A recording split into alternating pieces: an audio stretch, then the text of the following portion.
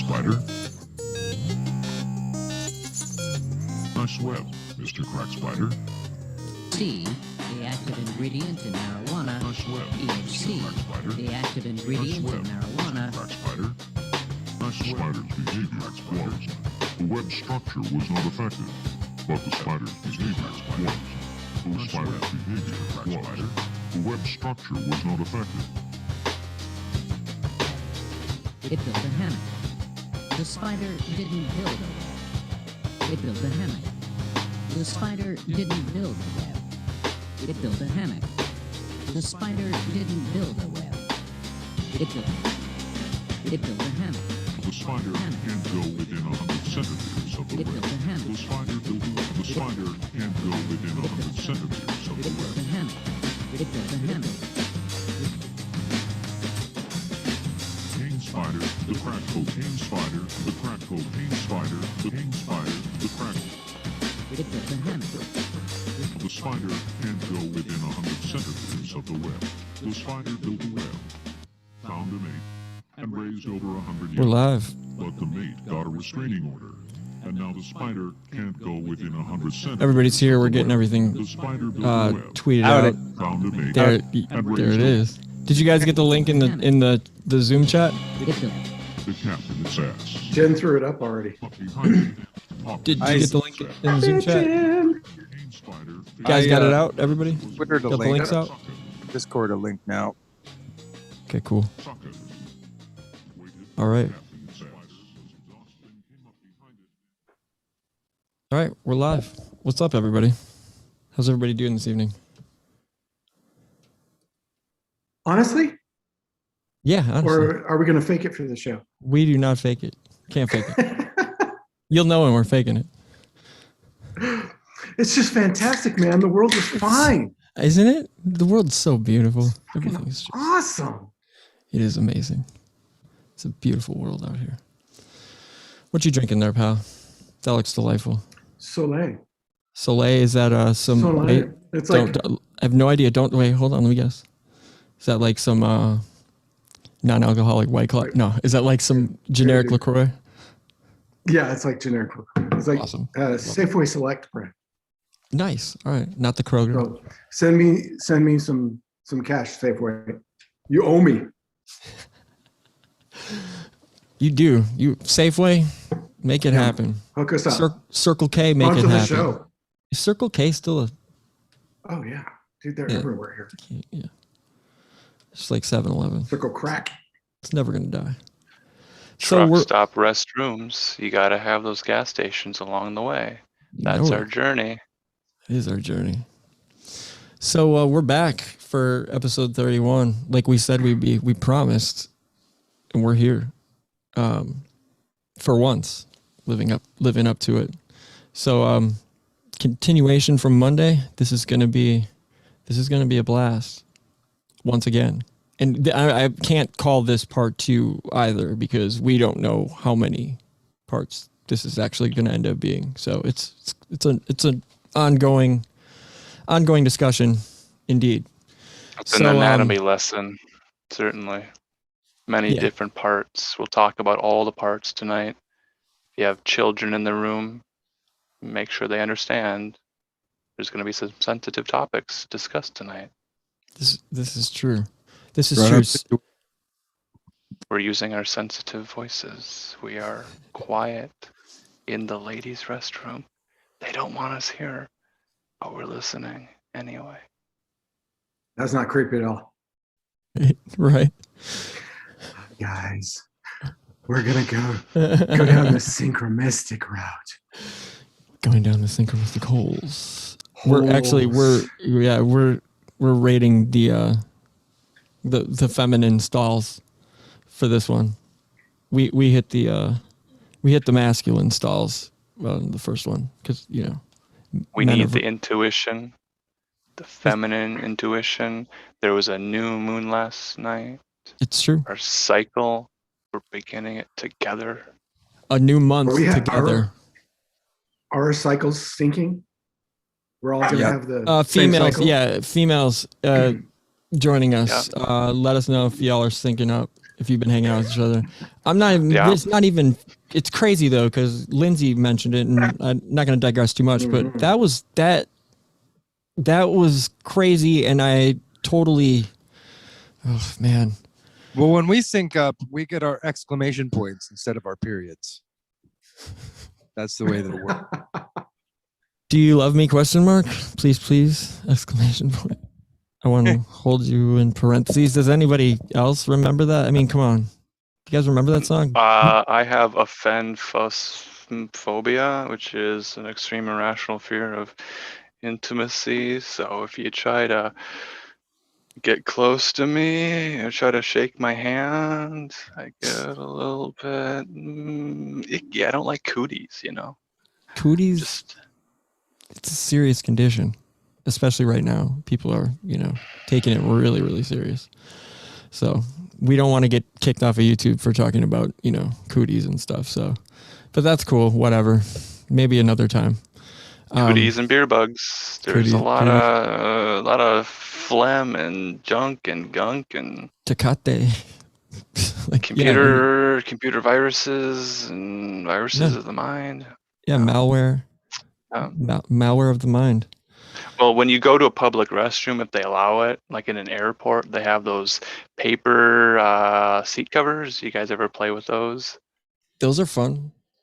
Play with them? It's like, well, I mean, cowboy hats. you take it out, make a swan. and then it's like, I got to make a note right now. I have to make a private note. You're trying to write on it, and it's like, you get the thick napkin from the really fancy restaurant, the paper napkin. It's really thick and it can handle pen ink. Proper but if you dinner try to write napkin. with a sharp pencil on one of those tissues that Single go over the ply. toilet seats, like not even, right? It's not even single ply. It's like what? Yeah, it's like you can see through it a little bit. And super crinkly. Yeah, but that protects us. We put that on the seat. We feel safe. But you slide around on it. It's like there's no grip on it. So you're like, I might as well just not make contact and just gently use my exercise abilities to squat without touching or dipping too low. You're talking about Americans here. They're not gonna. They can't hold themselves up off the toilet seat. We're too fat. Then there's that. But I mean, it's not. Is it a collective we at this juncture? I don't know. I really don't. It's the royal we. It is the royal we, with cheese. It's the throne. We get to sit on our own throne. It is a throne. But nice. Yeah, let's get down to brass tacks. Yep, I just stole that from you, Deacon. We're talking about plumbing, aren't we? Right? We're talking about clogged toilets and plumbers and Italian plumbers. Specifically Italian plumbers, I believe. I think that's where we left off. Yeah. That's what blew up. That's what did the damage, and that's what left the lasting imprint on people. Is that topic, which we didn't think anybody would even follow along with. That was surprising for me. Same here with the anagram stuff too, and that was with the Pearl River, but we'll get to that. Yeah, we're getting there. We're going there. Yeah, we'll definitely get there. We'll definitely make the rounds because I'm really happy for those that caught Monday's episode. Alan did end up catching. You caught the whole thing, right, buddy? For the most part. I was there for it. Man. No, I'm talking about SNL because remember you'd only caught skits prior and then. Or sketch. I'm sorry, sketches. They were sketchy. They were definitely sketchy. There was a lot of inappropriate potty humor, and if you think what we're saying in the last 5 minutes, potty humor is inappropriate. What? Right? For who? I don't know. I gotta let my goats out. I don't know. Time to let the goats out. Wow, this is off the rails already. Okay, wait. Before we're totally on the rails. Before we go anymore, I just want to plug really quick Lindsay's show from last night, Rogueways on Rockfin, the middle path she did last night. If you guys have not seen that, go watch it. Go to Rockfin, subscribe to Rogueways and watch that last show. Yes, do that. Nuremberg Trials. I'm going to 2.0. post. Nuremberg 2.0. I'll post a link right now in the Absolutely. chat for it while you gentlemen carry. Yep. So This is really important. yeah, I'm posting this link right now. Well, again, and the connection I was making was I remember reading the Diary of Anne Frank, and I was like, well, what was she writing on? Right? Because she has all these thoughts. She has so many thoughts, and she's keeping a diary, and she's in this attic, and she has to stay still. And we're in 7th grade, and we just had our sex education class, and now it's next period. We go to the next room in the school, and then we have English class, and then we read the Diary of Anne Frank, who is a Holocaust. She survived that by hiding out, and we know this because she recorded her feminine thoughts from her feminine perspective on some paper somehow and preserved those notes to be published. It is quite the story. I've never read, and I really haven't. I haven't looked into it too much. So it is. I don't know. Go ahead, Alan. Did you not read it in public school? No, I didn't. Did anybody have to read the Diary of Anne Frank? Yeah. What Gordon grade? did. What grade are we talking here? I mean, this high school mandatory. 7th grade.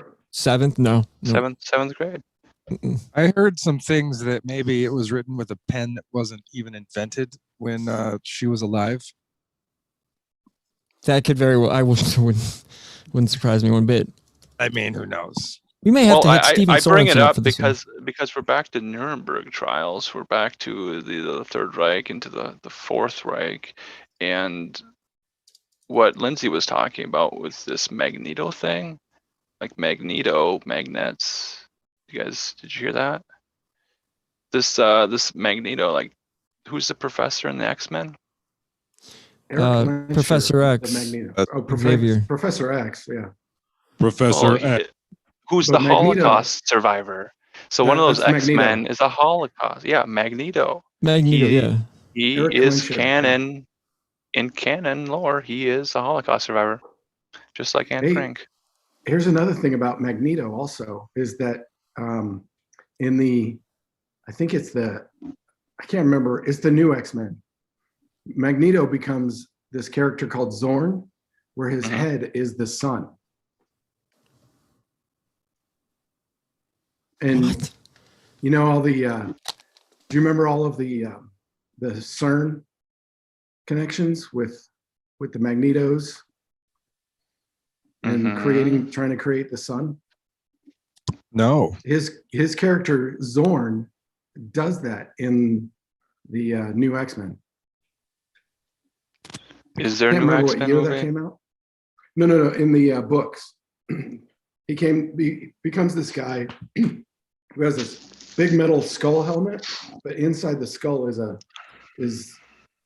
small sun, and that's where he gets his power from. Brilliant illumination. Right? Yeah. The bringer of light. Yeah. I'm with you there. Yeah. Wow. I don't know the connection with the name Zorn. It's XORN. I haven't dug down that hole, but that's probably something too. The X in a circle, is that the mark of the beast? Freeman Fly on his show has done some lectures talking about the mark of the beast, and then there's the guy he interviews who has the mark of the beast. He changed the back of his skin. Do you remember his name? No, interesting. On Freeman? He was he was interviewed on Freeman's show. What's his name? Yeah. I'll have to look into that. I'm going from memory here. It's like, if I had some implants in my mind, I could probably remember things so much better. If I had a neural link or something going on, I could just pull it up immediately, right? We have to overcome these limitations we have. In theory, mine's not working very well. I'm going analog. I'm just gonna take notes. So whatever you guys say, I'll just write it down. Analog style, pencil and paper. I think that's how What? Anne Frank did it. she, she didn't have her implant yet, and so Well, she had to write stuff down. I Oh don't my think she had God. I don't think she had a typewriter because all that What? they would have heard her. Oh, right. She They was would have heard her. Right. She had to, furiously typing. Would have garnered some attention. People would have been like, I think there's a squirrel up in the attic and we need to go up there and check it out. And they discover there's a whole family of squirrels hiding in the attic behind the cupboard, or the what's that C.S. Lewis book where there's Lion, the Witch, and the Wardrobe. the Behind wardrobe. So behind the Yeah. wardrobe, you slide the wardrobe to the side, you climb up into the attic, and you find there's a whole family living there, sharing beds and dealing with their hygiene and maybe taking sponge bath. You know, those are the types of details we're reading about in the diary of Anne Frank, but I don't want to stick with that for too much longer. Has anyone in chat read the diary of Anne Frank? Oh, yes, you've all read. Okay. Because the open question at this point is, are we living in the Fourth Reich? If you have Werner von Braun, a German scientist, and you have all of the German forces, what do we call them? The National Socialists. And they're all gathered together. Jim Mars would have said, yeah, for sure. Right. So the question is, are we just the fourth industrial revolution? Is this the Great Reset? Is this, if they used to settle it with warfare on a battlefield, how do we do that today? Online. We stream our game on Twitch. Well, we play Call of Duty, or what's the new game? Yeah. Fallout. That's what warfare is anymore. It's Ender's Game. It's the same thing as Ender's Game. You've got a console. You're not even there. I mean, right. we were doing that 15 years ago. Orson Scott Card. Yep. Wrote the book Ender's Game. I wish I would have read that when I was Ender's age, Yeah. About 13, right? 12 years old, 13 years old. Would have been perfect. Did anyone see the movie with Harrison Ford? Yep. Sucked. I haven't seen it. Jim, did you see Ender's Game? I saw it. What's better, the book or the movie? I didn't read the book, so I don't have anything to compare it to. But I mean, it seemed like they really needed a sequel. The books the books go on for like 3 or 4. I can't remember what I read at least 2 of them. Maybe it was 3 of them, but it became a Messiah story. Where, because he is stuck in the ship, going faster than light or whatever, and not faster than light, but the speed of light in a vacuum right. is measured in the letter C, which is the nickname for Claire, who goes professionally by the name Grimes, who is Princess Peach and the baby daddy of Elon Musk. And that's kind of what we're getting to. Alan always bringing it around. Right on. We were talking a lot today with Chance and his crew in Interverse. They were saying a lot of great stuff, and they were talking about the SNL sketch too, and they had some ideas. A lot of feedback there. Did we have any open questions about that we wanted to address before we digress further? Did you guys see anything? Anything new? Well, any questions or comments? I think there's a lot of seeds there, and it takes time for them to germinate and grow, and for people to fully express their thoughts about it. I went more on the, you're muted. Barsky's muted. There we go. Sorry, guys. There you go. Perfect. I went Go down ahead, more Gordon. the giant route with the giant puppets, because that legend was, I had it half right. So remember we were talking about the giants crossing the water. It was a story. The character's name was Finn McCool, and he's the Irish giant. And he got into a pissing match with this other giant in Scotland. Potty talk. So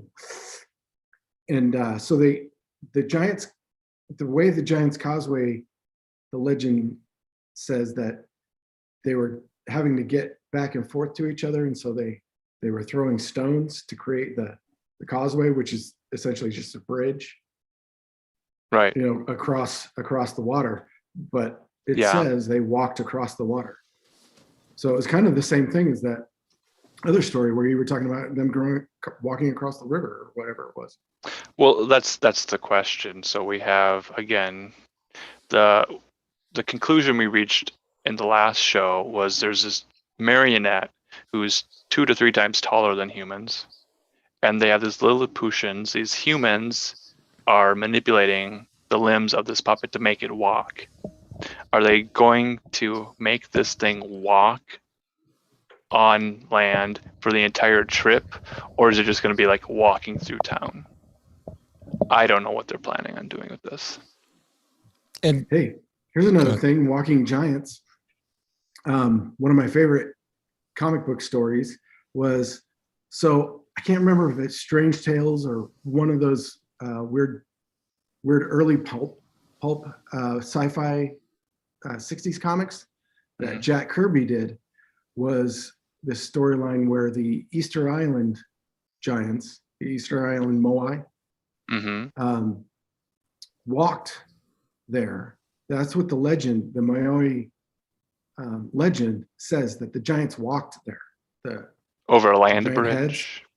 Well, it doesn't say that, but they walked to the island, and that's where they stood, like in where the giants are. But in Jack Kirby's version, he used that their bodies were buried underneath the ground and just their heads were sticking up, right? And so in his storyline, they come to life and they crawl back out of the ground. Well, it was only like maybe 15, 20 years ago that they finally were able to excavate one of the Maori, one of the giant heads, and it does have a body underneath it. And they figured out that the architecture of the way the body was made, that they can actually wobble and walk down from the quarry, from where they were carved out of the mountain, and they walked them all the way down to the beach where they stood for 1,000 years or whatever. So you're connecting this idea of a walking giant figure from a beginning point walking to an end point, and humans are the ones moving this giant. Moving them, yeah. We're doing it. Right, and now we're going to witness that event across Europe, ending in Liverpool. That's incredible. Well, it's important because we had a whole year of shutdowns and quarantines and no public festivals, no public rituals, no public gatherings. And now the first one to get a permit is Alma, a refugee girl walking from Syria-Turkey border across water to Italy, across water again, to end up in Liverpool. And I'm asking people in Italy, and are you guys aware of this? And they're like, no. So is this something that's going to get a lot of media attention, or is it just something that's going to be done? They're going to take pictures of it, and then they're going to talk about it 100 years from now? Is it like Woodstock? That's a good Some question. people were there, others weren't. but we have the videos of it.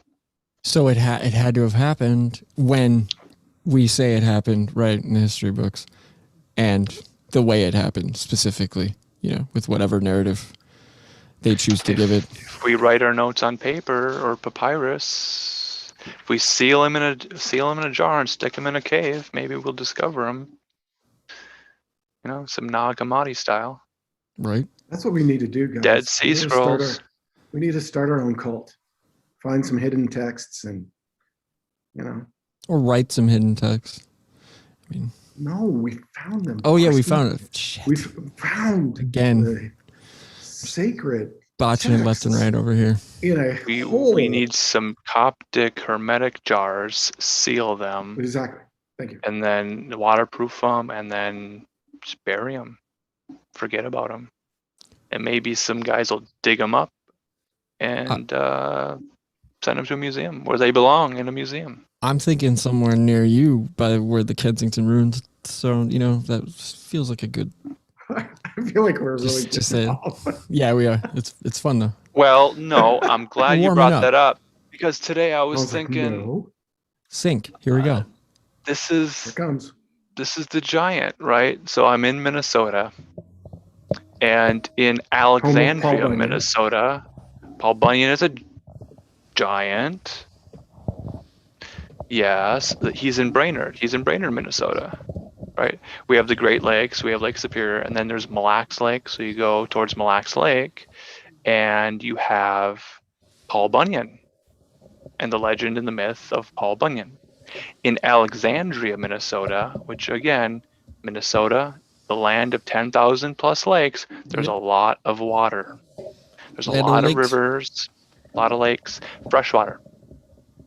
In Alexandria, Minnesota, you mentioned Kensington Runestone. There's a Kensington Runestone Museum where they have they have the replica of the runestone. What is the runestone? We'll get to that. In the museum.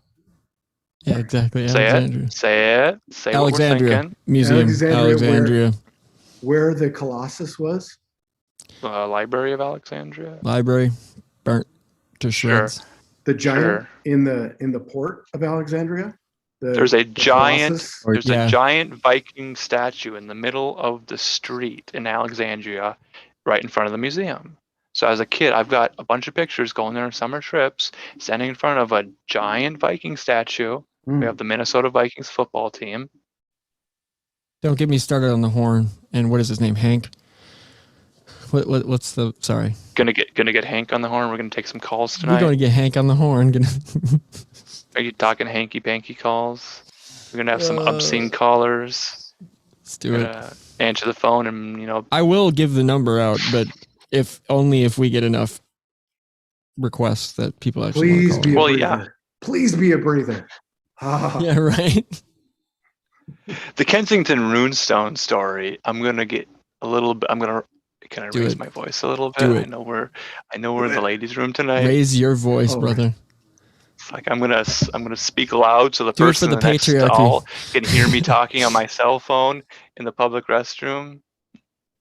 So the Kensington Runestone, they find this stone. Some farmer in Alexandria, in Minnesota, where Minnesota is, not too far from Fargo. Yeah, sure, can you grab me a bag there? I really needed a bag to put this in. Sorry. Well, I'll get you a dozen bagels. I'll put them in the bag.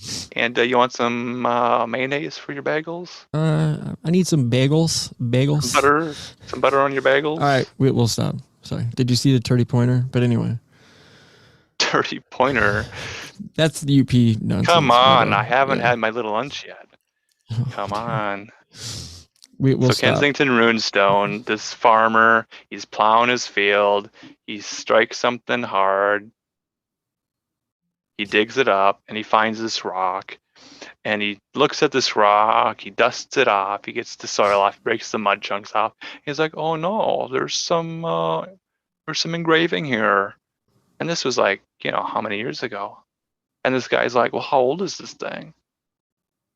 So there's this mystery of Kensington Runestone, the claim being that Vikings, where did they come from?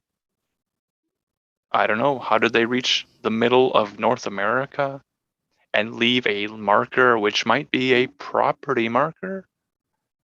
Oh, for sure. That stuff happened. They were all over the place here. There's There's connections. for So sure. they were tracing their journey on this flat land across this great land. You see, it's like, they went over it to the Great Plains. Plains are flat. Or I don't know.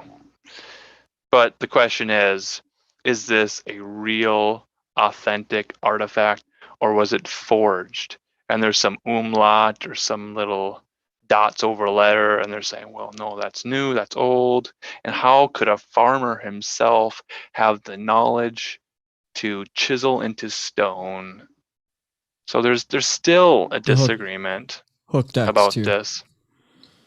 That If you was want the to big- look up Kensington runestone, well, what is Kensington?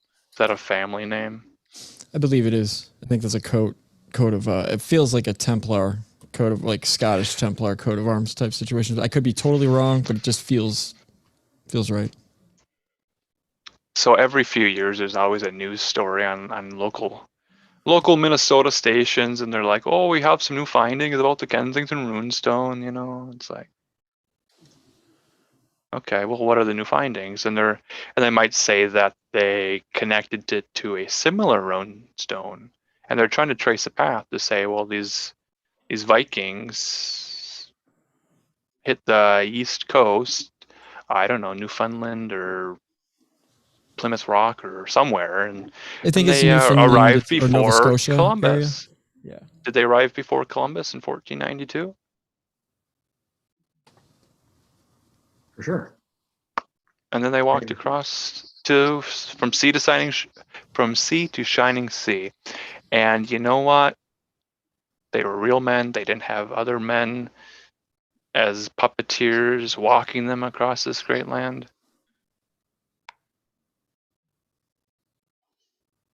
Phone line's about to be open, Hey. by the way, and I'm going to give the number out. Alan, you will like this. Chance just put in the chat that Vikings or VI Kings, as in Roman numeral. 6 kings or sex kings. Certainly. Maybe he can enlighten us with that, Chance. I've got paper. I've got a pen. I'm going to write all these notes down. We are learning so much. Good to see a Chance in the chat. Blue wrench for you. We're just trying to be relaxed tonight. We're trying to take it slow. We're trying not to talk over each other. No, Barsky likes to interrupt me, apparently.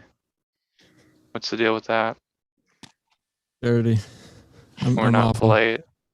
We are I'm awful. not polite. We talk over each other. But we are becoming more sensitive to the needs of the community and the group. This is true. Yeah, we said a lot of mean things. And After I don't show, need to be that was rough. I know. We got I don't into need it. to be the first to apologize. I know you guys said some things you probably regret last night. And I did. a I do. lot of damage was done. We made a lot of frenemies. You know We're what? hanging out with us. We need to get a therapist in this chat. We nailed it. We need To the someone from cross. some anti-defamation league to Sacha give us Baron some Cohen. Sacha Baron Cohen. some sensitivity training. We need to become more sensitive. Okay, so real quick, I'm going to give the number out if anybody does want to call in. We will patch you through. I've got it all set up. So 262-706-5936. Again, that number, 262-706-5936. If you feel like calling in. I'll post it as well. But why are my glasses always fucking crooked, man? It's driving me crazy. I don't know what it is about my head. it's your nose. Well, okay, so one thing about my glasses, okay, this is funny. When I lost a shit ton of weight, my glasses didn't even fit anymore. I'm like, wait, the size what's of wrong your with my skull head? thing? Yeah, no, it's just the fat around my head. Went away. I got different glasses, but I take them off when I'm doing my readings, my sensitive poetic readings. quietly whispering and mumbling to myself in the ladies' restroom so nobody hears me. Yeah, Because- we gotta be careful. Because gender is a social construct, and And I don't believe in that. I find that the female restrooms generally have cleaner toilet seats, so I don't have to mess with the napkins to go on the seat when I sit down. I just feel more comfortable that way. You identify with a sitter? You I identify with hygiene, mental hygiene, sitting pure, urinator? clean thoughts and intentions. We're talking hygia.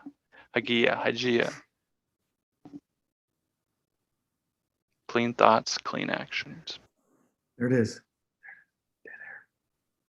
Clean, family-friendly, appropriate, Christian. We're not ashamed here. We're We're not not ashamed. ashamed. This is like, yeah, when I'm done, this is going up for kids. You know I'm checking that. The non-explicit, all of it. We have some great recommendations for tooth and nail bands. If you guys like no effects, we have an alternative that's safe to listen to. And for metal, we got your Right. solid state. We got all your solid state goods. Like I Zayo. got a couple comments from people who are like, man, I thought I was the only Payable on Death fan in the entire world, and nobody knows about their new albums, and nobody's supporting Payable on Death anymore. And I'm like, Wonder why. I'm like, come on, man, they were sleeping awake in the Matrix soundtrack. I love that video. You're telling me they've made some new stuff? Wow. I'm gonna check it out after the show. Are you? I think so, yeah. I mean, they're a pretty spiritual band. It took you a second, though. Cheers. Cheers. I'm white clawing it. He's like, yeah, I might do that. I might take. Well, you know, I mean, there's the synchro mystic connection where you're singing alive. I feel so alive when so many people lost their lives on September 11th, the day that POD released their satellite album. That's right. Really? And Is how that many right? how many satellites? Remember How many satellites have gone up in the sky since September 11th and the release of the Payable on Death POD? If you're looking on They have- Google, they're Christian. capital P They're Christian. O D. Uh-huh. This has nothing to do with iPods No. or iPads. But I POD gotta was a rad band. I will fight you, Gordon, but that's okay. We will fight on a lot of things. We will, but it's The okay. cultural significance of POD cannot be understated or overstated. It must be recognized. If Brainstorms, aka Jerky Fresh, were here, he would be probably on your side because he was defending new metal, and I just was like, I can't. So there's that. We'll go back to direct current talk, DC or ACDC. DC talk. Yeah. Stop it. Got me. Stop Let's it. not even. We're dropping that right then in there, and that's a wrap. With that, at least. We can't talk about the Supernatural album. I don't even know what that means. Know? No, because I was like, "Are you kidding me? This is." Do they have an album called Starlink too? Okay, yeah, that's what I want to go with. You guys, I'm grabbing the wheel. Take it. Take it. Okay, so satellites. You mentioned that with 9/11, how many satellites had gone up, blah blah blah. Now there's a lot of speculation out here, and I've heard one Mr. Last name rhymes with false, talking about how satellites are satelloons and all this shit. Multiple things. I've heard a lot of things. Some intriguing, I guess, documentation I've also discovered regarding satellites or satelloons, if you will. Now, I don't necessarily know how I feel about it. It's like we were talking last episode about how these are questions. We're all asking these questions, right? We're not here to answer anything. We don't have the answers. That's why we're having fun asking questions. So anyway, hey, if we're not having fun, just stop, turn us off. Exactly. Just walk away. Just walk away wherever you want to go. Ooh, by the way, Ron in the chat, Slayer put out God Hates Us All 9/11 2001. That's actually a decent I didn't know Slayer that. record. And I got to sync here real quick that I have to do because Megan's now in the chat. I saw Slayer for the first time. I remember John handing me a joint and was like, no. Take this joint. It's all yours and go watch Slayer because shame on you. You're like 31 and you've never seen Slayer before. And I was like, yeah, isn't that, it's pretty messed up, right? And I remember walking over, leaving her and John, walking to the stage to watch Slayer, and Angel of Death. Like anybody that knows Slayer, like those lyrics are just, I remember driving, they'll just randomly pop in my head, like, you know, Auschwitz, the meaning of pain, the way that I want you to die, slow death, immense decay, yada, yada. So I'm so baked, just standing there watching, like, yeah, I'm seeing Slayer, awesome, cool. And Angel of Death, they start playing Angel of Death. And I had a brain wipe. I could not remember any of all the times. I was like, this is happening to me right now. I can't remember any of the lyrics to Angel of Death. And then they finally came back to me about 3/4 of the way through the song. And I'm just like, what was that? I mean, of all the songs too, you know, like that's the one. I mean, if any Slayer fan knows that's the one, you know, or not even Sure. just Not Super raining blood. Slayer. Well, I'm Raining glad you Blood. talked about Slayer because we need to mention that there was a man, he was a lamb, he was slayed for your sins. And Payable on Death has an album called Satellite, released September 11th, 2001. And on the cover, within the circle, POD, within the circle, they have this symbol, and it's like three things. You know, you have the Vesica Pisces is 2, but this is 3. And I think I need to go to Vigilant Citizen for a decode of the spooky symbolism on this religious album. Did you Here's guys another ever thing. have that talk with your youth pastor about the music that you can listen to or not listen to? Because there's a lot of subliminal symbols in the music videos of Amy Grant when she wears stars on her hands, wearing red silk gloves. Yeah, doing her El Shaddai song. What is that? What is an El Shaddai anyway? I Come don't on, know guys. if I can say that word. Right?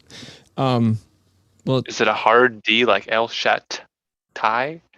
Shaddai? could be a hard R. I don't know. Our Hebrew pronunciation tonight is a little difficult. It is. But I've got actual backwards masking books in this closet right here that are from like the early 80s that are like talking shit about like Kiss, Dr. Hook, like all these Dr. Hook, dude. No joke. Like Christopher Cross. probably He was a like big what I Satanist, can't be yeah. into You like know, sailing or that's sailing. Yeah. No, it's sailing. Yeah, that's sailing. He's got a couple of Ride Like the Wind, right?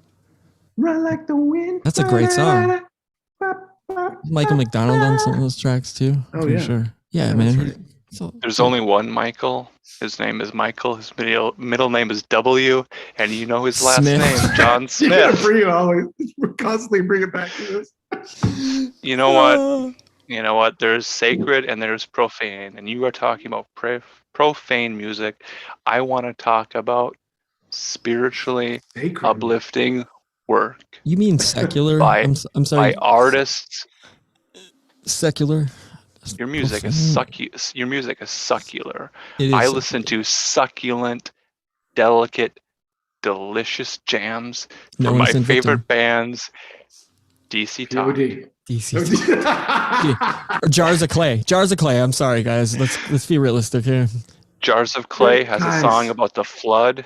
You guys remember that?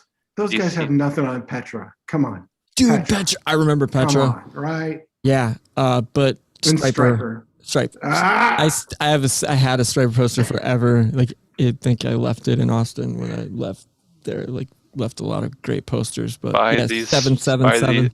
by these stripes we pay our bills. We slash our Right. credit cards through striped pavement, portals. Because that's what it is. We had the conversation earlier offline about music industry and who makes the most money. And I was like, guys, I'm telling you, if you want to make money, you're a Christian guys. band in America. That's You're right. Gonna, you're That's gonna right. sell. you will sell We signed to a Christian all of label. your merchant. Yep. You will sell all of your merchandise. Did you guys ever go to Cornerstone Music Festival? Dude, that was insane. Purple Door. Dude, I've never had kids is insane ripping the microphone out of my hands to scream the hook. Like, I'm like, what is, I don't even know. You guys probably barely even know these, like, but you know this hook for some reason. Like, we didn't even distribute that properly. Right. Like, what? They Whatever. know the song lyrics before you know them. Yeah, right. So like how can they sing them, and you're on stage and you're just mumbling along because you forgot what the next line was. I did make up some. How's when you're the chat screaming tonight? like that, you know. How are the chats tonight? What are we saying? I've ruined weddings, dude. Forgetting lyrics. I have ruined weddings. Wait, what? All right, so you gotta expound. So I used to be like, hang on, my dogs are doing weird stuff. So you have to listen closely. So I was a Christian singer. I was being groomed to be a Christian singer in high school. Still are a Christian singer. Oh yeah, baby. Okay. Anyway, Elvis Presley sang some great gospel. He did. This is true. He did. This is true. But I was being groomed. I was doing studio work for our pastor's wife, and she was writing for those names: Michael W. Smith, Amy Grant, and Mylon Lefevre, and like groups like that. So I did her demos to send to those distributors Sparrow was a huge company. Do you guys know Sparrow? Yeah, I remember. Yeah, absolutely. Okay. Sparrow. Yeah, Sparrow was enormous, and they had a captive audience. They had a completely insular culture. Ask the Christian chat. Community. The question of the night is, what is your favorite Christian band? No apologies, no guilty pleasures, just straight up. Zayo. What Christian band is your favorite? And maybe what Christian band has most influenced you? Some people would say Payable on Death when they saw them on TRL. Zayo for me, literally. Funeral of God. That show was insane. Where Blood and Fire Bring Rest, that record for me. There's the other podcast, the Tooth and Nail podcast. Did you guys catch any of that? Dude, I stopped Tooth and Nail. Matt from Emory is doing a podcast talking about the history of Tooth and Nail. Well, I'd like to get in on that because I feel like we weren't on Tooth and Nail. We played a Frodis. There's some great bands on that label. Shit. You mentioned X-Toll. X-Toll. That was and Strong Arm. I'm sorry, Strong Arm and No Innocent Victim. I want to change my answer. I know I said Payable on Death. Please do. I want to say Payable on Death, but the problem was I never got to see them play live. One band I did get to see live, who also played on MTV, Blindside. You guys remember? Were they Christian? Pitiful? I don't know who Blindside. I know the name. Blindside not from Come America. On, Jim. Jump in. You got to say Jim knows Blindside, right? They have the music video Pitiful, where they're in this box and it's tumbling like a dice, and they're trying to play their instruments and it keeps tumbling. Mm-hmm. They have another song where they have there's a forest scene, and the lead singer, his arm is like Stretch Armstrong, and he's trying to reach out, and it's like, all of us are searching for an open. That was a Christian band too, Stretch Armstrong. Yeah, sorry. Stretch Armstrong. Yeah. No, don't apologize for mentioning Christian bands. Not. We are not ashamed of the gospel. I love it. Oh, you're on fire, dude. You are on fire. None of this Gnostic gospel business. I'm tired of this. Kind of into it though. Archon heresy, Beelzebub, Yaldabaldi. It's kind of chicken snake god. I'm kind of into it. Abraxas. What up, Marty Leeds? What up, Amora Russell? Is Marty Leeds in here? He will. Well, no, but I'm just saying, his mystery. Check out my shirt. Oh, dinosaurs? Fake. They got dinosaurs. Fake and gay. I mean, Ghey. There's a A1. Leviathan, and then there's another. What's the other word that's in the Bible to describe a great beast? Leviathan, Behemoth. Aren't they a band? Behemoth. Yeah, it's a black, not even a black metal, but they're pretty freaking heavy. Polish, satanic. Right. And metal. the Bible describes these beasts as Behemoth. Sorry, I have to. I'm a spaz. I love you. Behemoth. Is it a silent H? Behemoth. Yeah, I'm probably way wrong. Behemoth. So we're having a book club and we're reading books, right? So it's not an audio book. We're reading words on a page and we're encountering new words for the first time and we're hooked on phonics. So we're learning how to pronounce words. And when I say behemoth, that's how I said it in my head. I love you. So it's like the first time you see a word and you're trying to pronounce it for the first time and you're struggling. It's a tongue twister and you're trying to say it. And that's how you speak it. And you say it in your mind, and then you get in a conversation with another kid in Sunday school, and he's like, Behemoth, Nehemiah, Nineveh, and I'm like, I'm in junior Bible quiz. I have trophies for my junior Bible quiz career. Started out in the first grade, memorizing scripture. Still have a little trophy, a little blue. This thing is big ass. Oh, he's still got it. Oh, here he goes. He's gonna show us. Oh yeah. It's a little bit dusty. Okay, check. You are a Christian champion. You guys, I'll be right back with a bigger one. I'm just starting small. I don't want to completely blow your mind on my early expertise. You guys, I promise you, I'll be right back. Do it. Okay, so let's address some chat. Also, don't be pussies. Don't not call in, because seriously, I got it all rigged up right now for y'all to call in. So the number, one sec. Or go ahead, Gordon. Sorry. Oh, I was just gonna say the guys are talking in the chats talking about Barzum. Okay, yeah. Burzum, black metal, Varg. You know who Varg is. You know the story. Have you seen Lords of Chaos by chance? The movie about mayhem. The story of mayhem. Right, the guy. Yeah. Mm-hmm. Yeah. Okay, Varg, the guy killed. Right. Yeah. Why? How am I blanking on that? He started Burzum. Oh, okay. Yeah.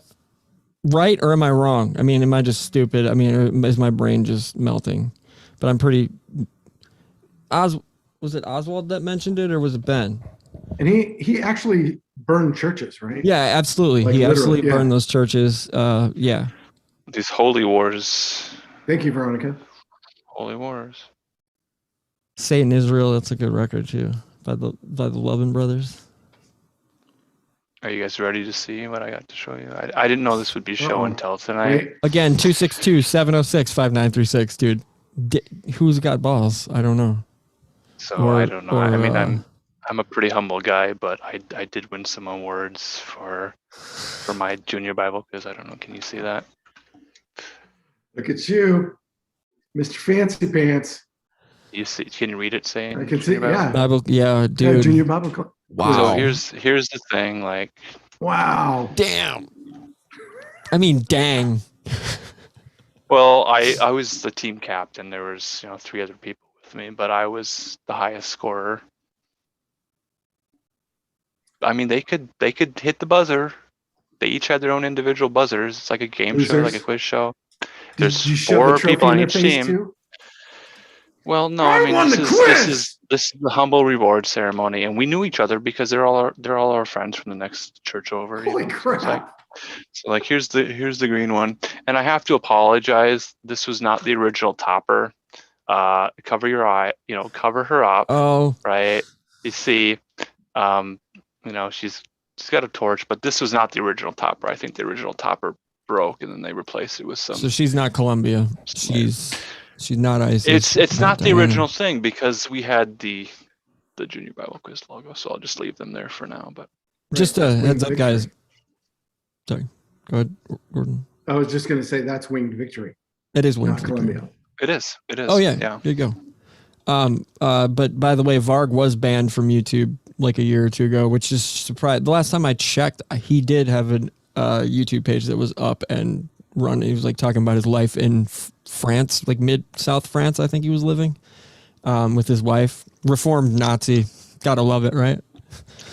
Reformed. They're all reformed, right? No, I mean like reformed, like neocons are reformed conservatives. He's a reformed Nazi, like he's a neo-Nazi. I don't know. Yeah, that guy's a real winner. He's a real winner. Things are going to change. The important thing is we all I have can feel an I'm a upbringing, driver. I'm a like winner. a religious upbringing, whatever that is, and that influences us today. So when we are listening to Don't this great say music, you don't want me to talk about DC talk. You're not Can't down believe with you. the DC. I know Stop for it. real. Like Okay. it's You're not it's down bad. with the DC talk. So Good. remember, Fake ass rap. remember I was telling you my stepsister managed Skillet. She also managed DC Talk. What That was is like going her on? first big gig. Okay, and the thing about Skillet is I had no idea I was running a restaurant in Milwaukee in like 26. Terry, you know what's up in the chat. We were running the burger joint in Cudahy, and who was it though? Kat. I don't know if you were there, Terry, when Kat worked there, but anyway, she was the front of house manager for a minute, and she was like, "You going to Summerfest tonight?" I was like, "No, I don't go to, like, I hate Summerfest. Like, I don't want to be in crowds." But Skillet's playing, and I know you're into rock and roll, and I was like, "Who is Skillet?" I didn't Skillet know. is I know. a band who combines all the best qualities of music and genre, and they take all these ingredients and they throw them in their skillet and they cook it up just right. Scattered, And smothered, and covered. we are the pan heads. We are the fans. We support the We band are the from youth of a Kenosha, nation. Wisconsin. I'm sorry. Wait, what? Down the street? Well, if we're going with an actual timeline, I listened Okay. to Skillet before POD. I'm just saying, Because it's. Skillet, Is it weird that I never heard of them being from here?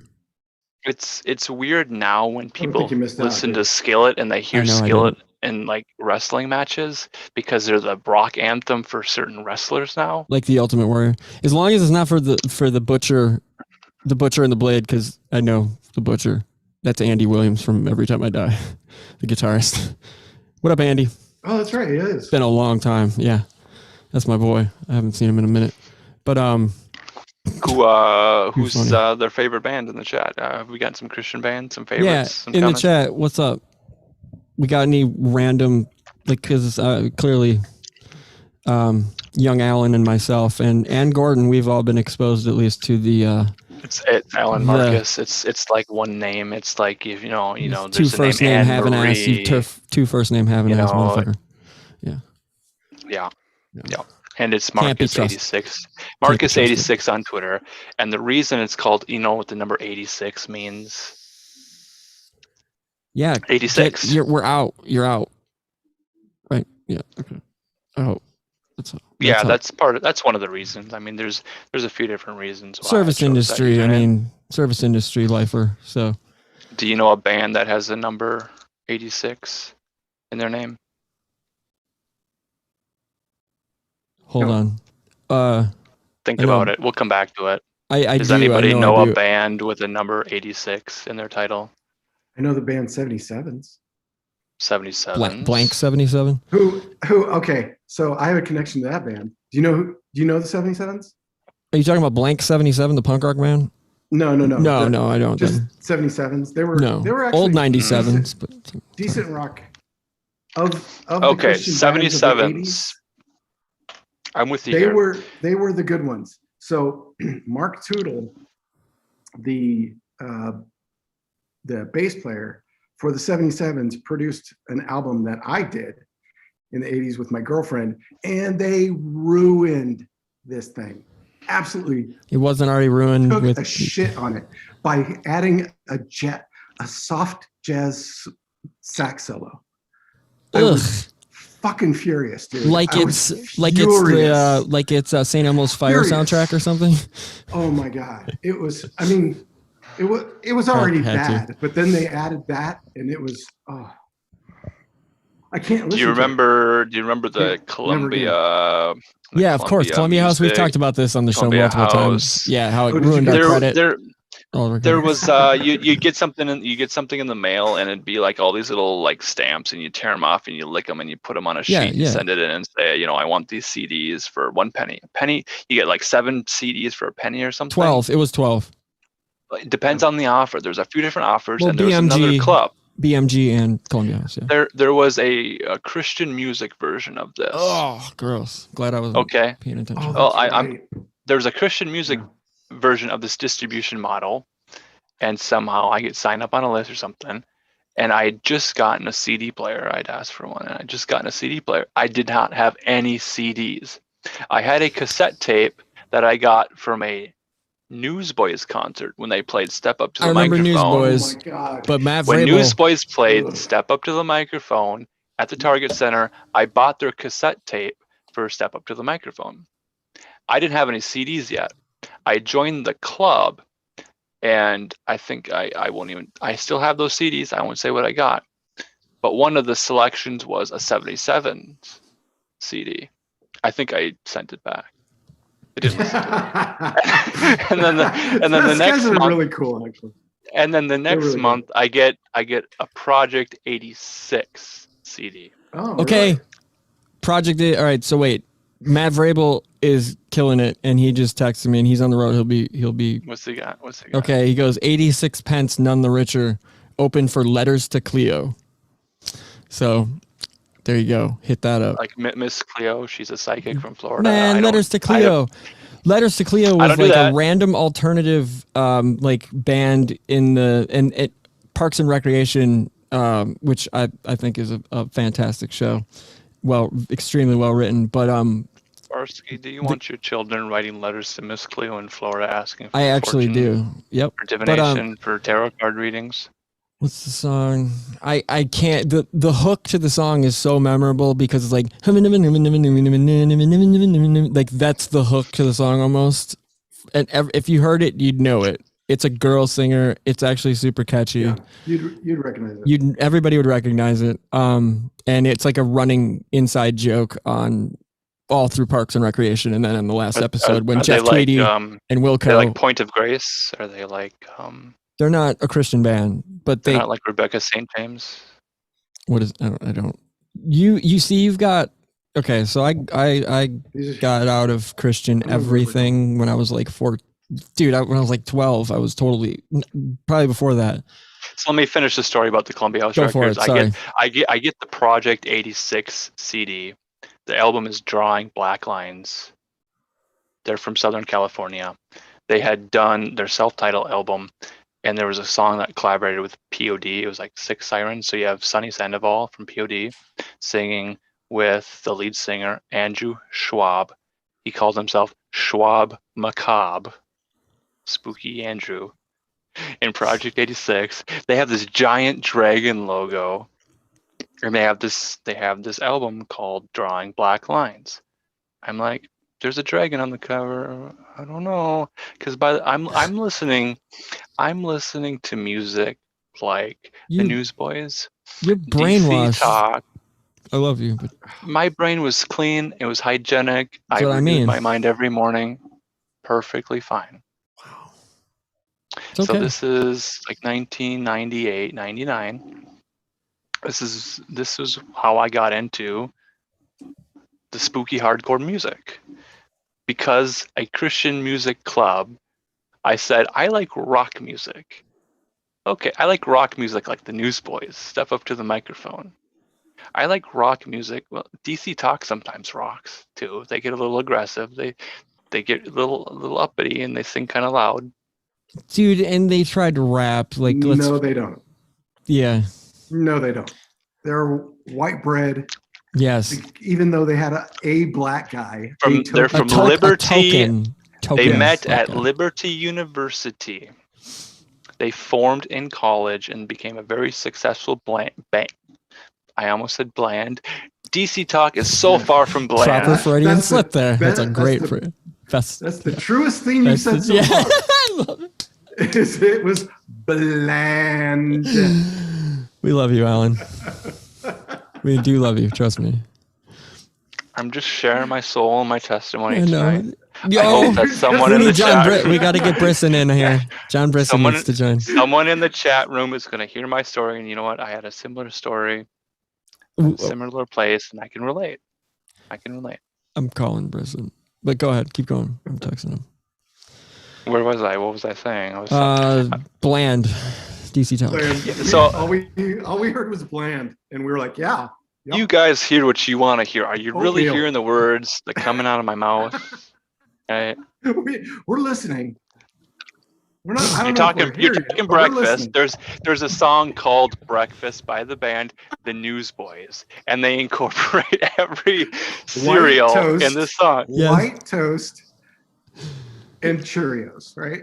Okay, after this, take your sheet of paper, write down Newsboys. I need my toilet paper No, for that. Breakfast. I'm not doing that. So I can And listen feverishly to the rip the breakfast. toilet paper We're when already- writing it down. Right. On the sanitary napkin. We by the way. Oh. So I get this Project 86 CD. I put it in my CD player, and I'm listening to it, and it's just it's the heaviest thing I was listening to on a CD that I listened to that I own. I owned it, so I could listen to this thing over and over and over again. So that's kind of where the name came from, and I'm like, oh, okay. I'm an alien youth. Skillet sings about this being set apart, being different, Christian punks, that sort of thing.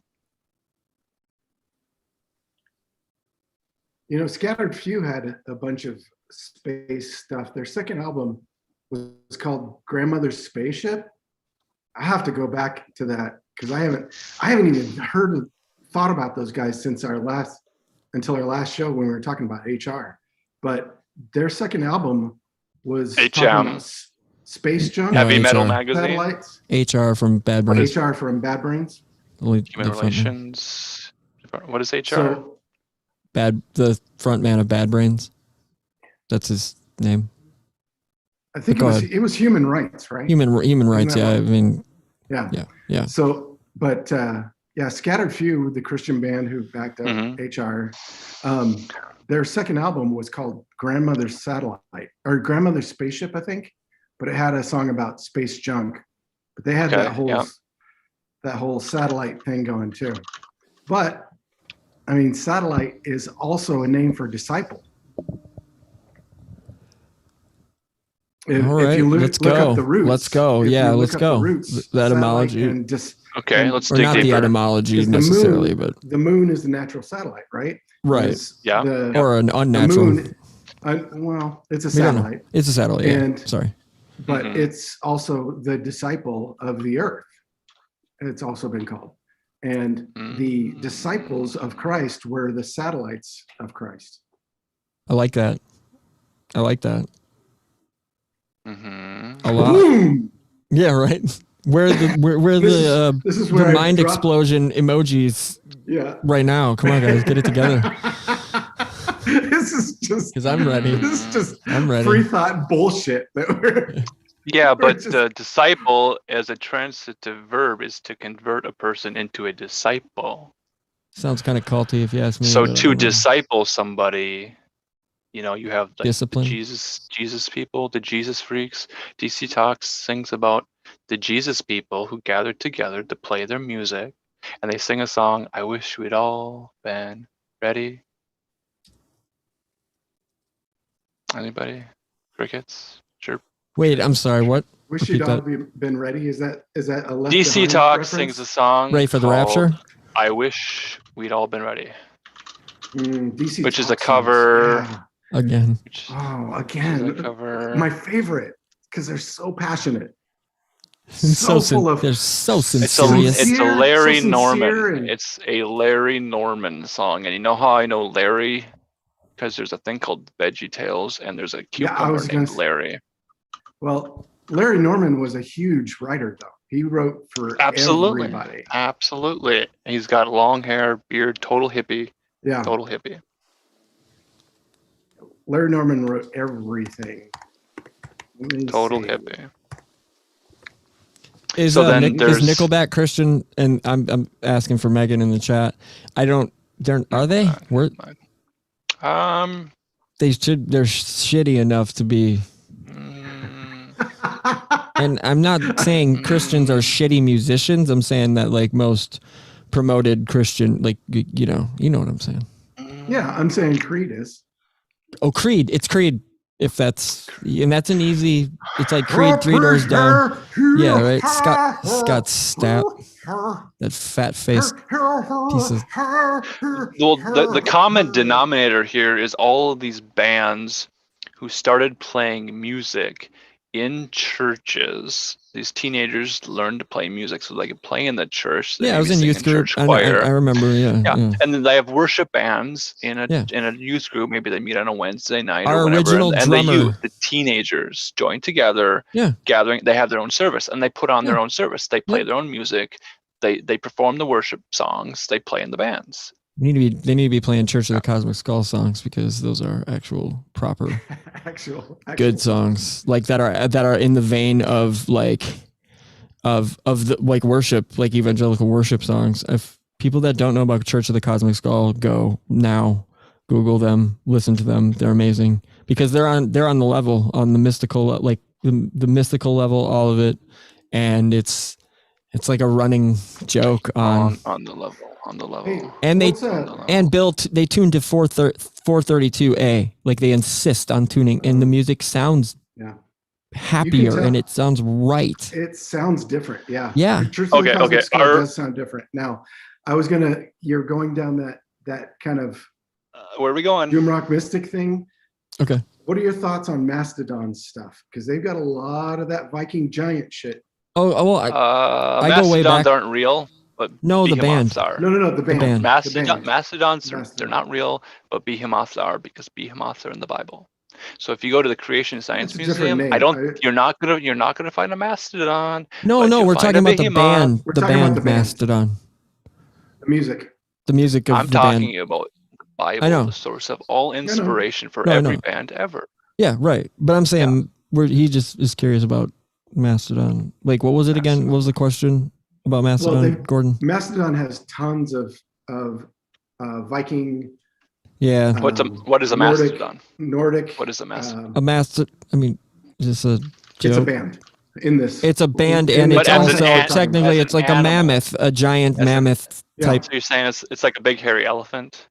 to a degree, from what I gather. I could be totally wrong. I don't know, but that's What is No, a you're- mastodon? I think you're It's a thinking of big. mammoth. You're thinking of mammoth. yeah, is mammoth. a- Yeah, Mammoth you're right. is Mas- Mastodon and mammoths are different species. Yeah, you're right. But I mean, are dinosaurs even real? Yes, they're on my shirt, dude. that's right. Mastodon. Look at Tony. Genus Mammut, any of several extinct elephantine animals that first appeared in the early Miocene, 23 million years to 2.6 million years ago. If you can believe So I was- Encyclopedia Britannica, they're Which I basically don't- giant elephants, There you go. So I wasn't. mastodons. I wasn't. I Mastodons. wasn't off. What's a mammoth? What is a mammoth? It's a hairier creature of the same It's the same thing. thing, basically. Yeah. So Yeah. Let's do this real quick. Mastodon, and I really haven't dug this. I just from listening to a lot of Mastodon, they're always got stuff about the behemoth. They've always got stuff about the Leviathans. Well, it They've depends always on where we stuff. start because we can go Mythical from animals. their hardcore. Yeah. We can go from their like hardcore relapse roots, their beginnings, where it was literally like March of the Fire Ants days, which is one of my favorite songs from Leviathan, the record Leviathan. Right. And they were playing in circles of friends bands of that spawned out of bands that I was in, and then they Barsky. yeah Blood Mountain. Why are these bands taking names from It's clever. No, biblical it's literally clever. animal? I know how the name Mastodon became because Brand was playing drums in Today Is the Day and was starting a new band and called Scott Kelly from Neurosis and said, "Hey, is Mastodon? I'm thinking about starting this other. I started this other band and I'm going through band names and I'm wondering, Matt, what do you think about the band name Mastodon?" And Scott Kelly was like, "Huh." And he like put the phone down for a second, put it up to and asked his like 15-year-old son Damien. He was like, "Hey, what do you think about the band name Mastodon for a band name?" He's like, "That's a badass band name." He picked the phone back. He was like, "Well, Damien likes it, and yeah, I trust his judgment."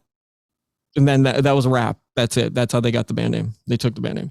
So and you can look this up. It's been documented all over.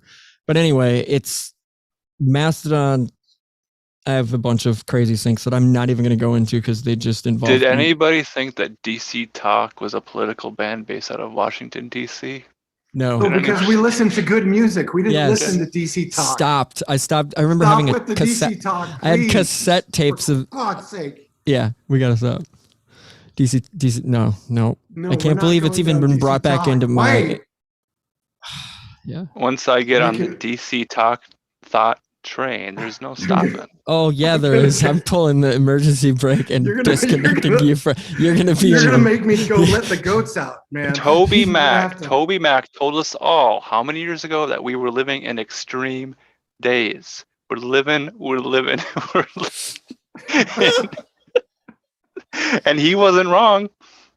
It's true. How prophetic. Prophetic. We live in a diverse city. We live in a diverse city.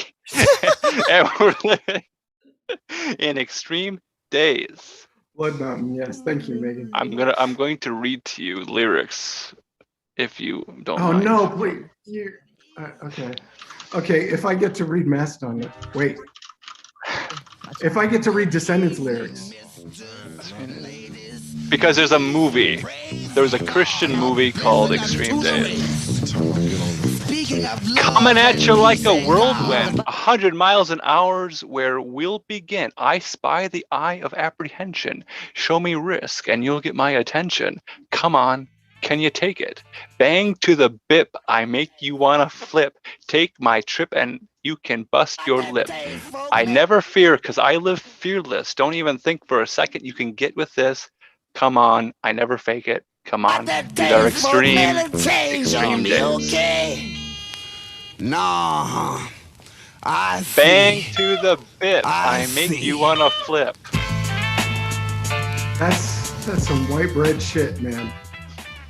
That is some oatmeal without not even brown sugar, nothing in it. There's a movie. There is a movie, Extreme Days movie. Yeah. While you're digging that up. Okay. It's about 4 lifelong friends. They go on a road trip and they play extreme sports. They like to surf. They like to snowboard. So is this about the dipshits that make the baskets? That Christian guy goes, what's their name? You know what I'm talking about? Those guys. There's a Christian group that has a huge YouTube channel where they just make extreme basketball shots and stuff like that. They just do stupid shit in a warehouse. Are they like? There was a thing called the Power Team where they're like bodybuilders and they tear phone books. Power Team. Power Team would show up at your church on Sunday, and that's true. That's true. No, this is not. We are off the rails. Not anything what I was talking about. Well, let's change topics. You mentioned a square. I asked you, are you on the level? We can talk about Ghost. You want to talk about the band Ghost? I was about to say. Are you on the square? Are you on the level? Square hammer, man. Let's do it. Right. Are you ready to swear right here, right now before the devil? There's a book written pseudonymously by a guy named A Square. He signed the book A Square. He wrote a book called Flatland, A Romance of Many Dimensions in 1884.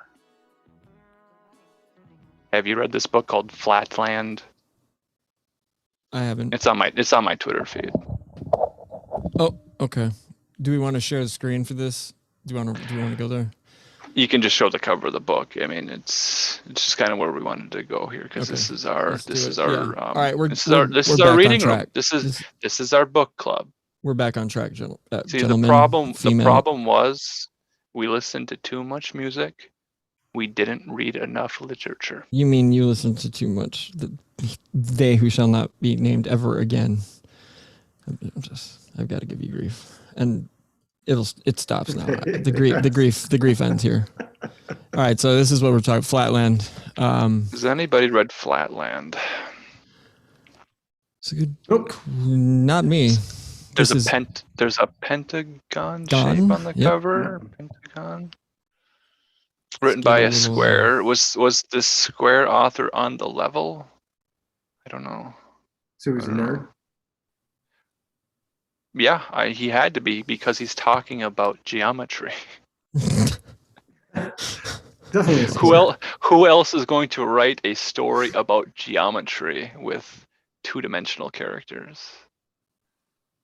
That's a good Two-dimensional character. price. Half a crown. Yeah. How much is it? Well, we'll deal with that later. So what's this about? What's the situation here with Flatland, a romance of many dimensions? Edwin Abbott. It's one of the stories. It's kind of like Gulliver's Travels.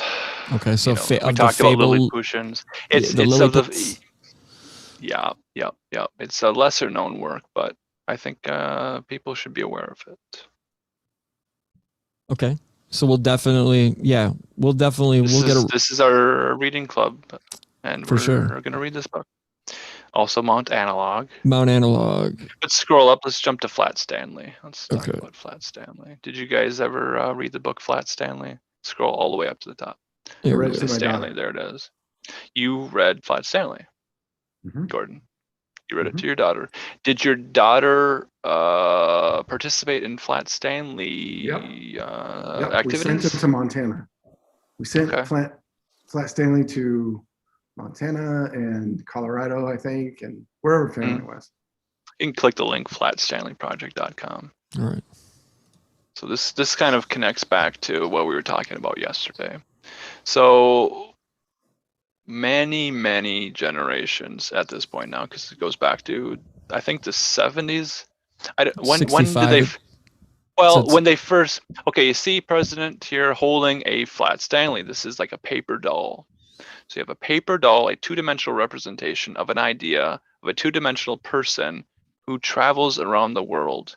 This is a school project for children who create their own Flat Stanley. They Colon. fold them up flat, they put them in an envelope, and they send it to someplace around the world, as far away as they can get. Like random, like that sounds kind of fun. Somebody they know who will respond. Okay. And Flat Stanley goes on an adventure with the person that you send it to. So the person you send it to will take a picture, they'll write a letter, they'll write a story, they'll say, Flat Stanley and I today went to the beach and we had a good time, and here's a picture, and here's our cultural history. This is And then you, in your class, you get the letters back because they send it to your school. And then at the end of the year, because you do this in like the fall, so then you have a couple months, and then somebody has a couple, months to develop a story, and they'll send you stuff. You'll get postcards from Flat Stanley with wherever it is. updates, So, right? so if I'm in Minnesota and I send this to, I don't know, Liverpool, for example, so someone in Liverpool will take Flat Stanley, put them What in up, front Daz? of statues in Liverpool, and then they'll say, today we went and we saw a statue of John Middleton. Who's John Middleton? Well, today, Flat Stanley, this tiny little paper doll, stood next to a tall statue of a giant man named John Middleton in Liverpool. And then I'll tell the classes, I'll read the letter, and it's sort of a show and tell experience, and we learn about the world through this Flat Stanley project. Can I? All right. So I have a quick comment here. Can you? They had to keep, because this is like a paper, like cut out clearly, thing. Mhm. So it's going to change every time. I'm assuming they make a new one. I was thinking, man, if this Flat Stanley or whatever was actually like maintained its form, its original form. Can you imagine how charged with just insane, all sorts of crazy energy that thing would be? Look who's holding this shit. Clinton, Hillary, like the people that, with this flat Stanley. So I guess that would create like almost like a tulpa, not a tulpa, but like a, of sorts, around. Flat Stanley is absolutely a meme. Yeah, a meme, but I'm saying before the internet. Yeah, he's talking about infused with in Intention. memetics. Yeah, exactly. And memetics is that in digital form. Thumbs and Go ahead, Jim. Sorry, Jim. His hands. I've just as an artist, I just can't deal with bad hands. I get it. Driving me crazy. Look at five fingers, no thumbs. Terrible artwork. 5 fingers. I need little nubby thumbs. Like what is he? This is a true 5-finger death punch. Did I get the reference right? Yes, you did. Yeah, okay. It is a reference. Yes. It's a reference to something. Jim, I don't know what. Oh, look at this one. Look at these winners. So what you're saying is we need to go around the country. Is that Larry David? All of the flat Stanleys in the world to rid them of the bad juju that they've gotten from the Clintons. No joke. Well, and all the war criminals. Where's Kissinger? Right, I'm waiting for Kissinger. I'm waiting for Werner von Braun. This is school curriculum. This is a long-lasting tradition. This is something that I did when I was in school. This is something that I would assume people are still doing in public school. Has anyone in chat, sent or received a flat Stanley in the mail? I'm gonna peruse that while y'all keep running. They're still doing it. Oswald says Flatland is a classic. Let's see. Yes. Megan. No, okay. Yeah, you did pretty well. Go ahead, guys. Is Flatland like an analogy to get people to think of where 3D is opposed to 2D, as opposed to 4D?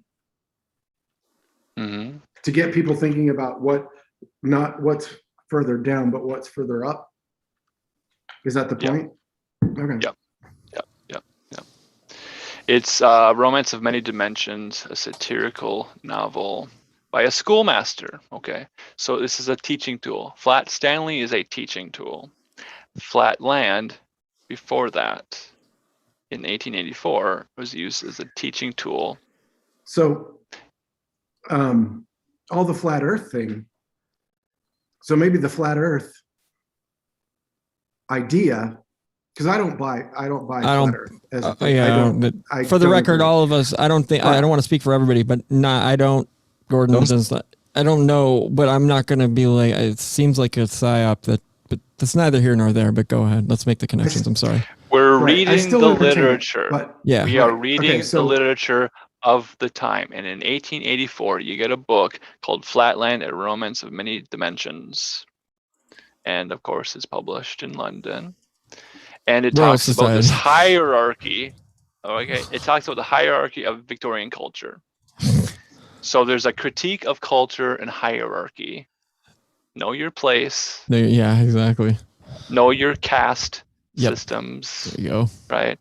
But the novella's more enduring contribution is its examination of dimensions. 2 dimensions. What is 1 dimension? A point. What is 2 dimensions? A line. What is 3 dimensions? X, Y, Z axis. So somebody who is a one-dimensional person is a point of consciousness.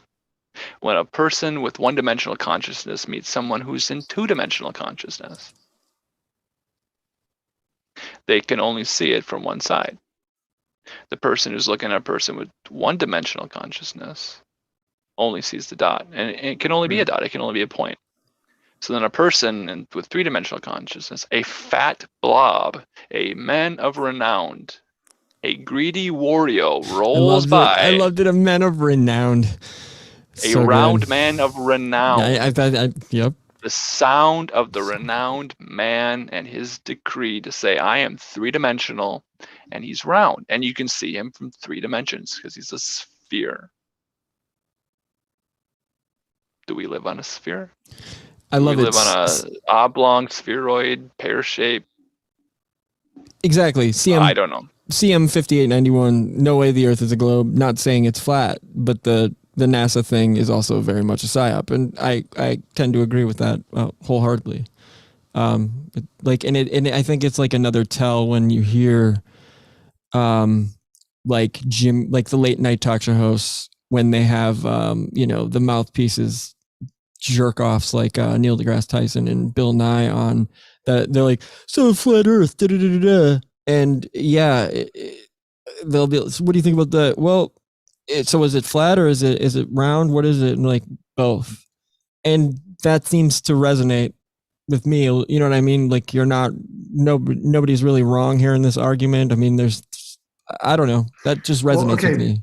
My point about flat Earth has always been it doesn't fucking matter. It's not ever it going matters to matter. when YouTube applies a little text box under your video before you even go live because you chose a title. Yeah. Like a song title of your book matters. The title of your TED Talk matters. Yeah. Okay. But still, the funny thing is, so I get it. Questioning the science, you can't question the science. Is that it's an agenda, right? The theme is tonight we're a book club, we're a homeschool group, we're sitting alone, we're learning from home. We are considering doing a Flat Stanley project amongst members. Maybe, you'll exchange your address and we'll send our Flat Stanley to the people that are listening, and they can take their Flat Stanley, and send it back to us and tell us about their town, about their Kensington runestone, about their Viking museum, about the local legends and myths, and maybe there's a Paul Bunyan statue somewhere. So maybe there's something interesting. Are you saying we should do this to get more connected with people so that we get intel back, or what's the point? The point of the Flat Stanley project for students is it's a geography lesson. It's a literacy lesson because they're reading the book. So it's a multidisciplinary study. It's a comprehensive lesson plan. And involving anybody that wants to get involved, to help shed some light on just some of the fucky afoot. Sorry, I talked over Jim a second ago. Yeah, Jim, where's your face? Are you not able to get your camera working, or there you are? I don't remember what I was saying. I was just talking about flat Earth, I guess. What the scary thing about it is the lie, that's the whole thing that's upsetting. Flat or round, we're being told that it's a globe, and don't question that, right? Question that. Yeah, which anytime we question a narrative and get pushback in such a manner, there's friggin' in the riggin'. I've learned that much. We are an educational cooperative homeschool group right now. Yeah, because public school restrooms are nasty.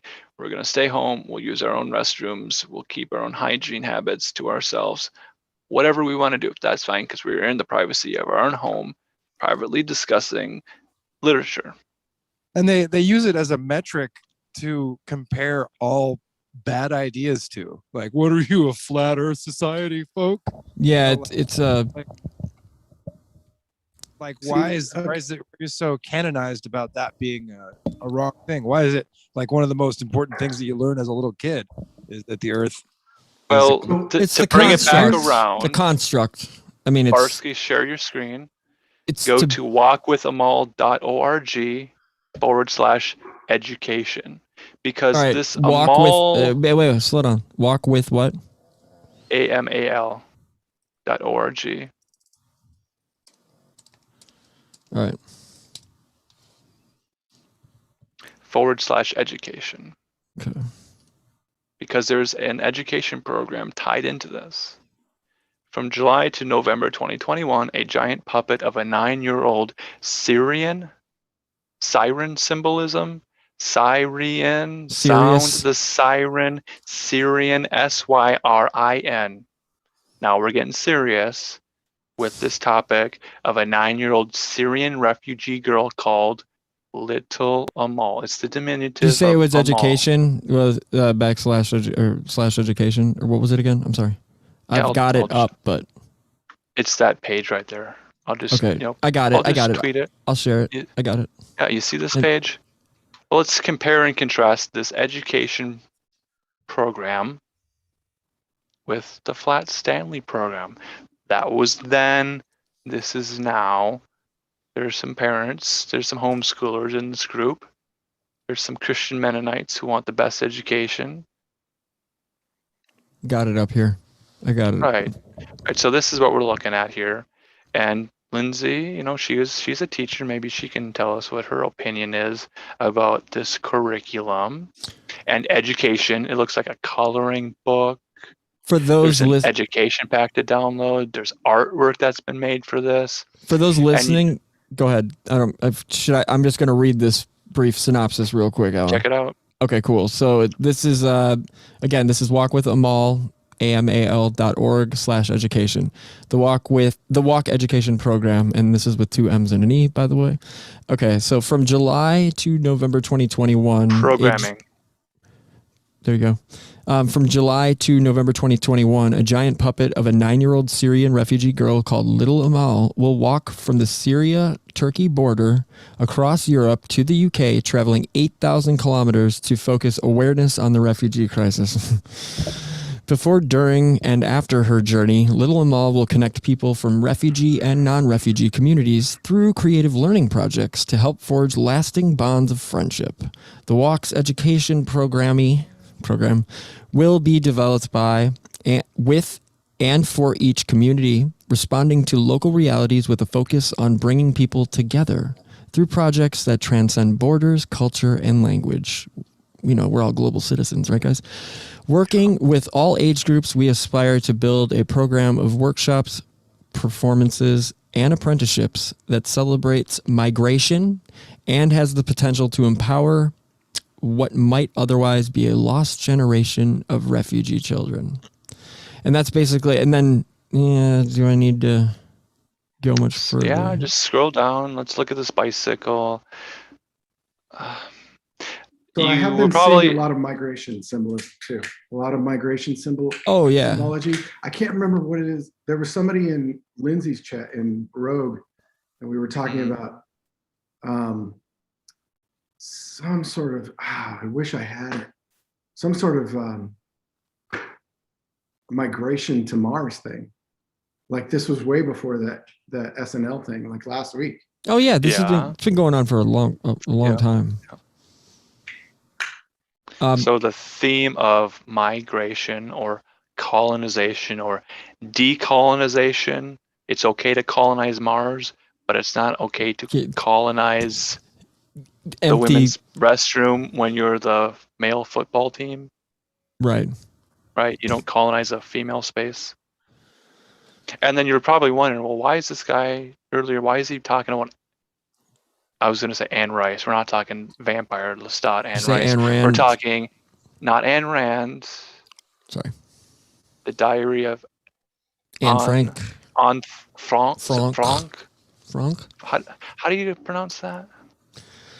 Anne Frank. So if the education program includes the highly suggested reading of the Diary of Anne Frank about a Holocaust survivor, a little girl who writes her diary, and I don't know if you guys read the part that included her feminine hygiene aspects that she experiences for the first time while in an attic, hiding with her family. She gets her period. So that's what you're saying. This is what she's writing about. Or exclamation. This is what we are studying in American public schools in like 7th grade. Yeah, like I said, wasn't for some reason. Go ahead. I didn't read it. That's kind of that's the connection of an education of a programming talking about the Diary of Anne Frank.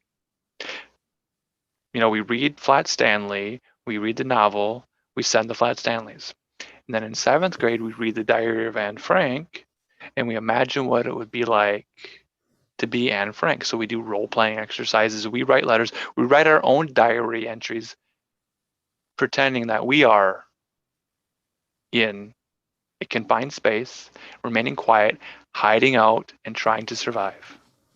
That's in our education program. But now today, here's the new thing. It's a mall. It's all about a mall. Will this stick?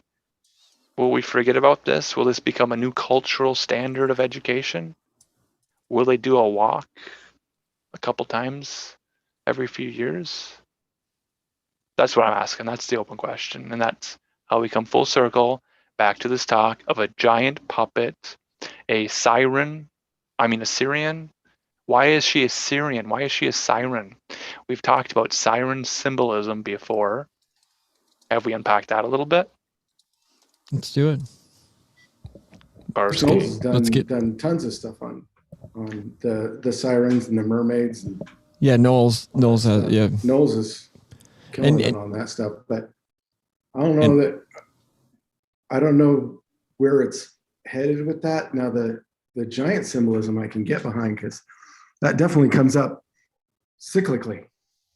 We were talking about the Colossus of Rhodes, right. But she's not a Turkish delight.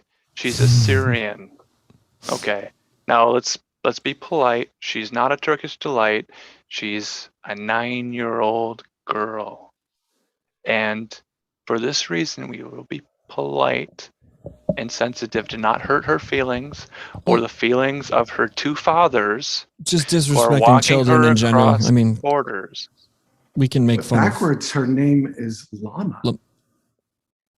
Yeah. Lama. So is she from Peru? Lama. Lama.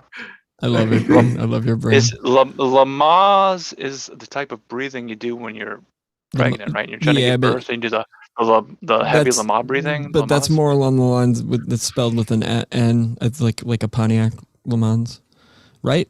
Is this, or am I just wrong? I have one spelling bees, and I could pull the trophies out if you want to. If you want to have a pissing contest, Alan, what trophies? No, I don't use dirty words like that. I don't use impolite text. I do. I'm really comfortable with using dirty words. Which one do you want? I'll say them for you.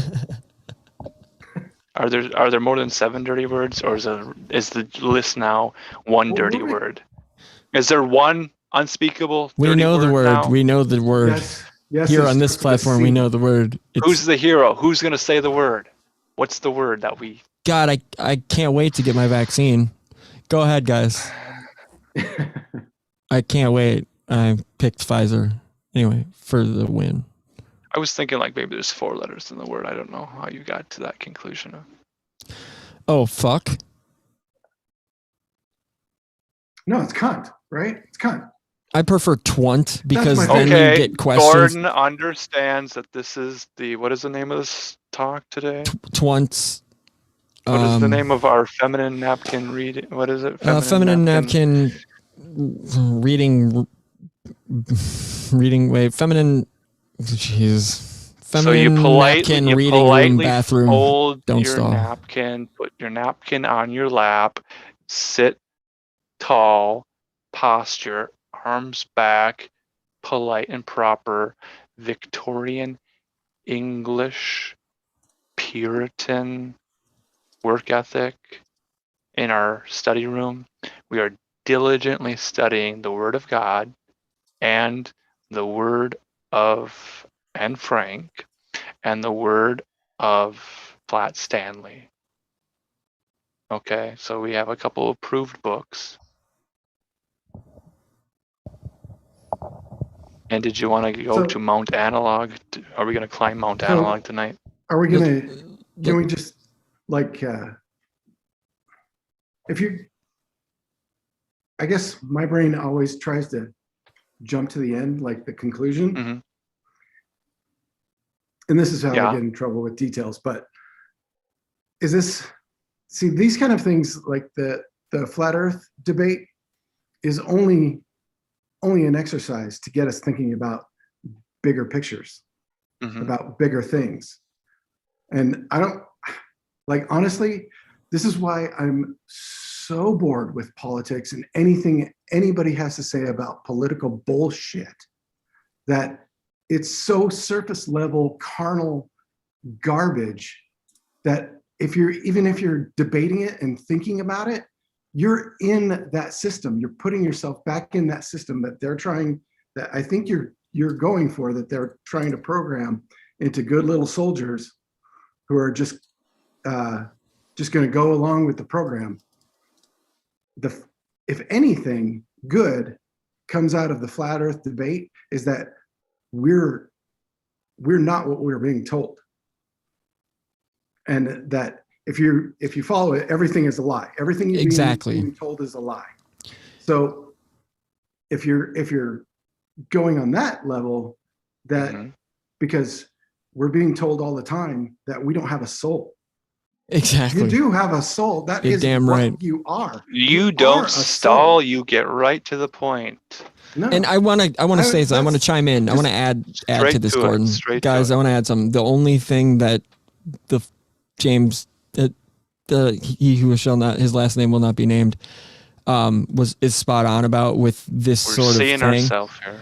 Is flat Earth is a karate or kung fu stance against, it's not like you adopt it and just follow it wholeheartedly. It's a defense mechanism. Marcy, are you putting chat on the screen?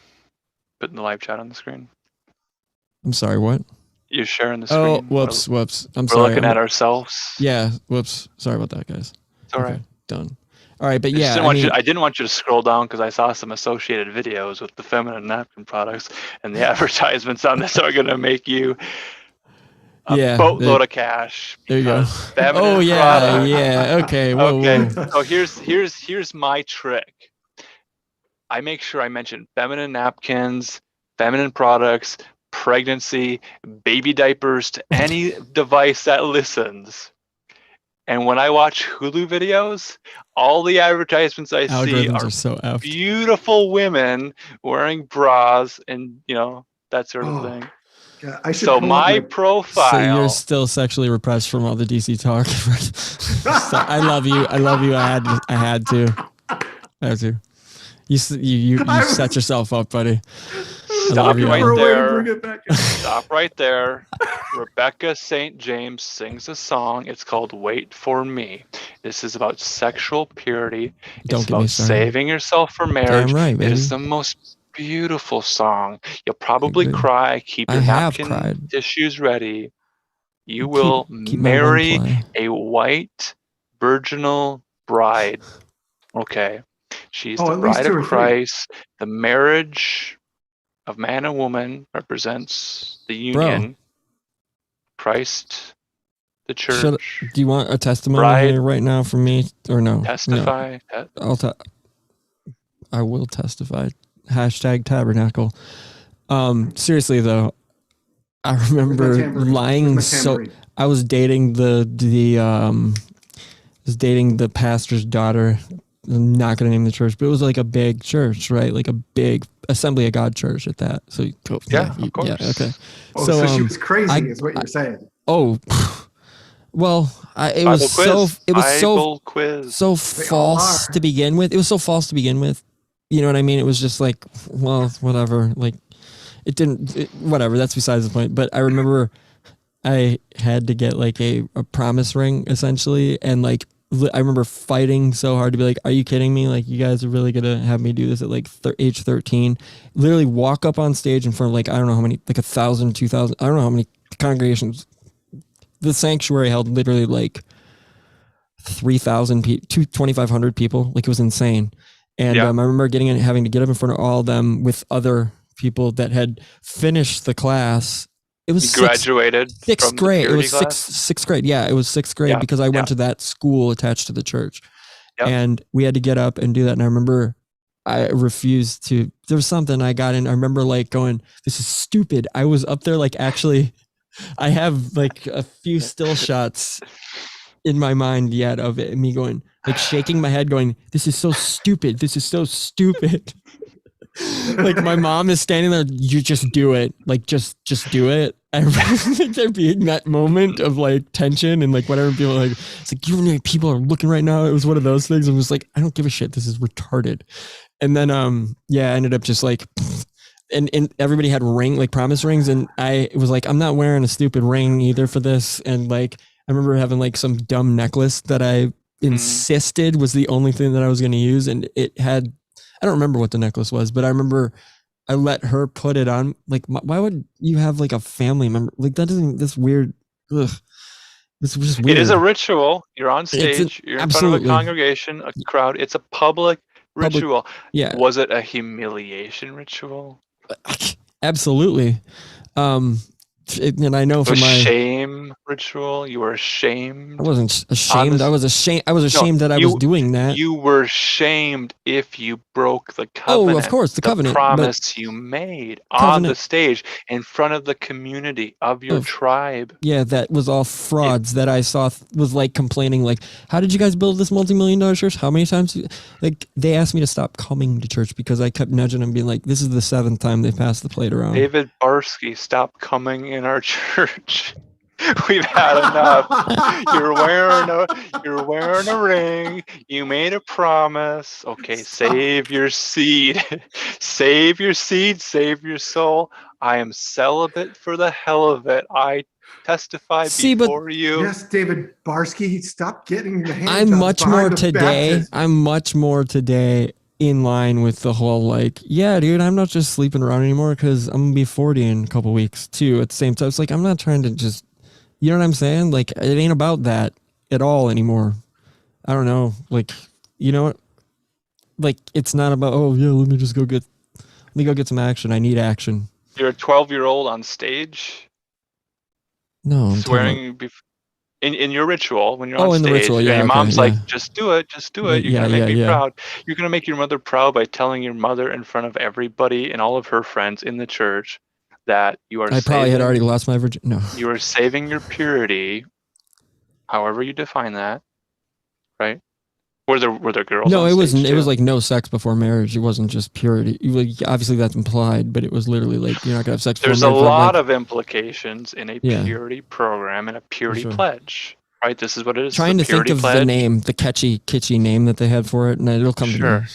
Sure. I mean, that's the level of sex education in a church. And what do they tell you? They'll tell you that the M word, it's a dirty word. We don't say the M word, but you guys know what it is. It might be mastodon. It might sound like mastodon, but we don't say it in church. We call it the M word.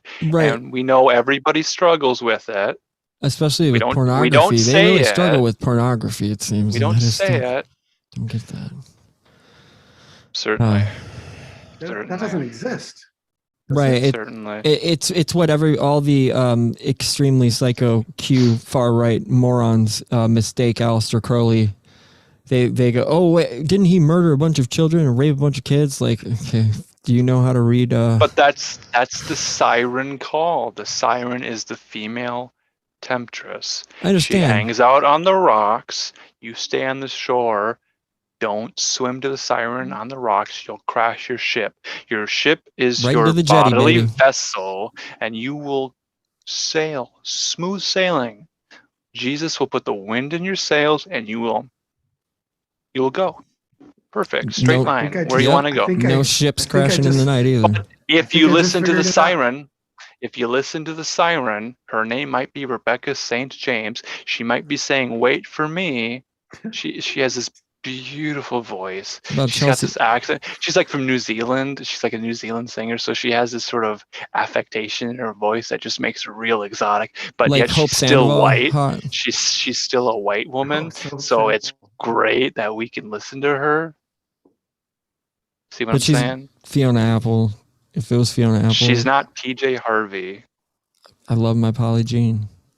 Yeah. So is this a difference between the single finned siren mermaid and the double fin siren mermaid? Is that the only you are rabbit holing the Gordon? I see it in my mind, and I have to I'm going? Tell my accountability partner that I'm thinking about the woman who spreads her tail fins. Yeah. And So I you can't. can I actually, can't. can you actually get it? So there's a can there actually- mermaid. There's a mermaid who keeps her tail fins together, and then Yeah. there's the siren who says, "I'm the whore of Starbucks." Right. She's the Melusin. She sins. Melusine. The Melusiner. This woman, this whore, who spreads her tail fins, What a twin. lets her fishy bits flap in the wind. And a single single fin. Bare chested on our Starbucks coffee. The audacity. Come on. Here's your bare chested winged harpy. Dude, I'm So- gonna have to go M if you So don't wait, slow down. so Bro.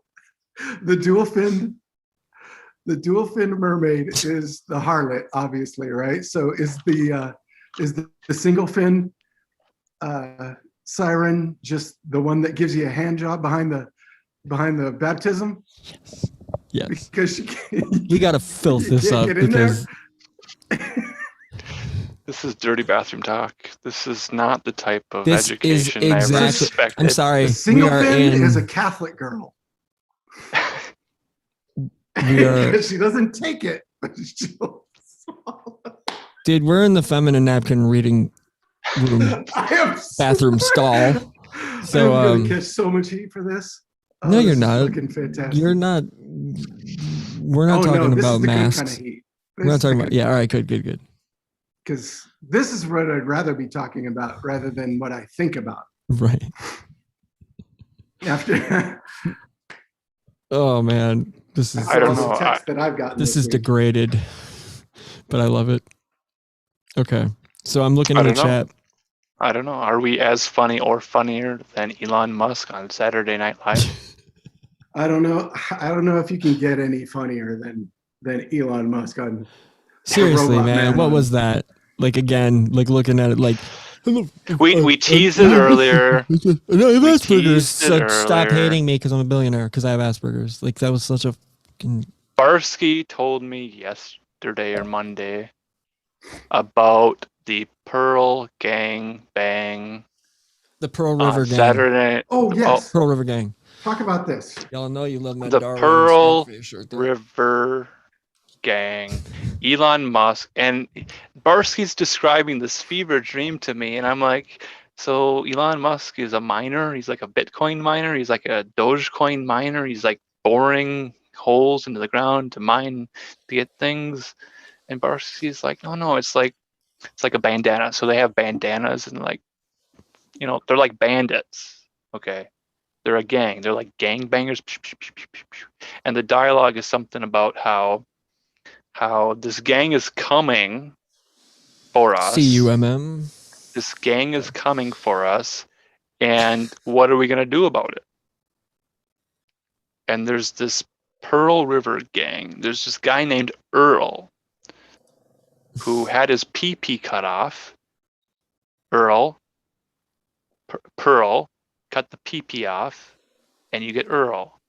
So you have this pussy man who's just afraid of everything. He's afraid of the Pearl River gangbang. The bandits who are gonna shoot him up. Yes. This is just the SNL sketch that I saw after the first show we did together. I hadn't seen it yet. I didn't know this existed. Had I seen this prior to the first show, that would have been the entire show. Forget Wario. All the action is in this climactic battle scene between the Pearl gang and this other gang. And they're cowboys. So they're in a saloon and there's a prostitute. There's a PJ Harvey style French Victorian Watch it. easygoing. What is it? The speakeasy? Yeah. You know what I'm saying? Like in French Quarter, like in Louisiana French Quarter. It's PJ Harvey has her song where she plays somebody in that sort of bustier, and she sort of plays it in a hotel room where she's like a cowboy, and she's singing a song about Joe or something. Have you seen that one? The PJ Harvey video? Do you know how old it is? Because I stopped. It's been a while. Rid of me dry. I stopped at like stories from the city, stories from the sea. Right.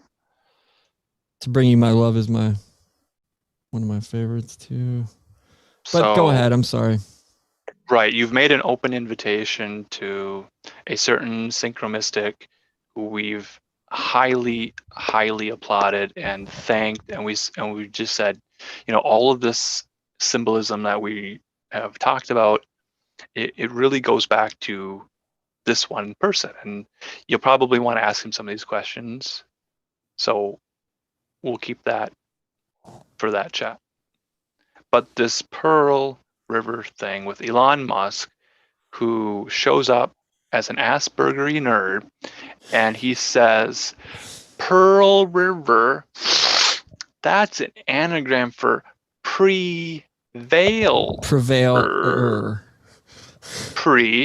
Before, veil. I'm blind, I'm wearing the veil, right?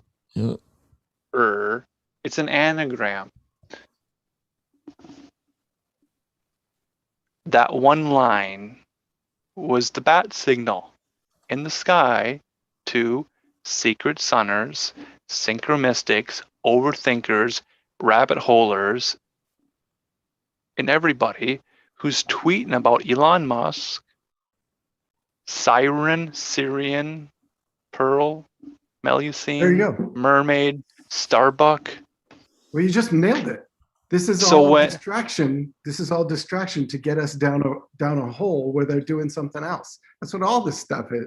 It always is. So when Elon Musk goes on Saturday Night Live to say, wink, nod, nudge, nudge, I'm in on the joke, it's a response back to 3 or 4 years of blog posts, synchromystic blogs, tweets, discussions, and now today we go to walkwithamal.org, the orgy of the education program, me, with a Syrian refugee from Syria. Why does she have to be from Syria? Because that's where all the conflict always starts. That's where it's starting now. That's what the last one started. Couldn't she be a Turkish delight? Why did it have to start in Syria? That's the siren signaling, right? Are we reading too much into it? Yeah, probably. I don't know. Yeah, probably. That's what I'm thinking too. Absolutely, probably are. So, thanks for listening to us. We probably overstayed our welcome. Oh, that's what we do. I think we just yeah, we do. There's no punchline to this joke. This is reality. We were gonna climb Mount Analog and talk about Dumal and Plus Ultra, and there's more beyond, but there's nothing more beyond the walk education program and a puppet, 9-year-old Syrian refugee girl, and they're walking across water to go to Italy to end in Liverpool. I'm still trying to piece. We gotta talk to Daz about this. There's definitely things in him. This just doesn't Liverpool though. Again, it's a real head scratcher. It's a real head scratch. Like we can't. What? It's a real head scratcher. And this isn't the only puppet show that has gone to Liverpool. Right, because we have. Go ahead, tell him. Because we talked yesterday about a different company with a core cult guy, that Jean. Yeah. What was it? Very close to Cocteau. The French guy who maybe who's maybe Jean Cocteau and Elton John Cocteau in one man, putting on a puppet show in Liverpool, which he describes as like the Milky Way.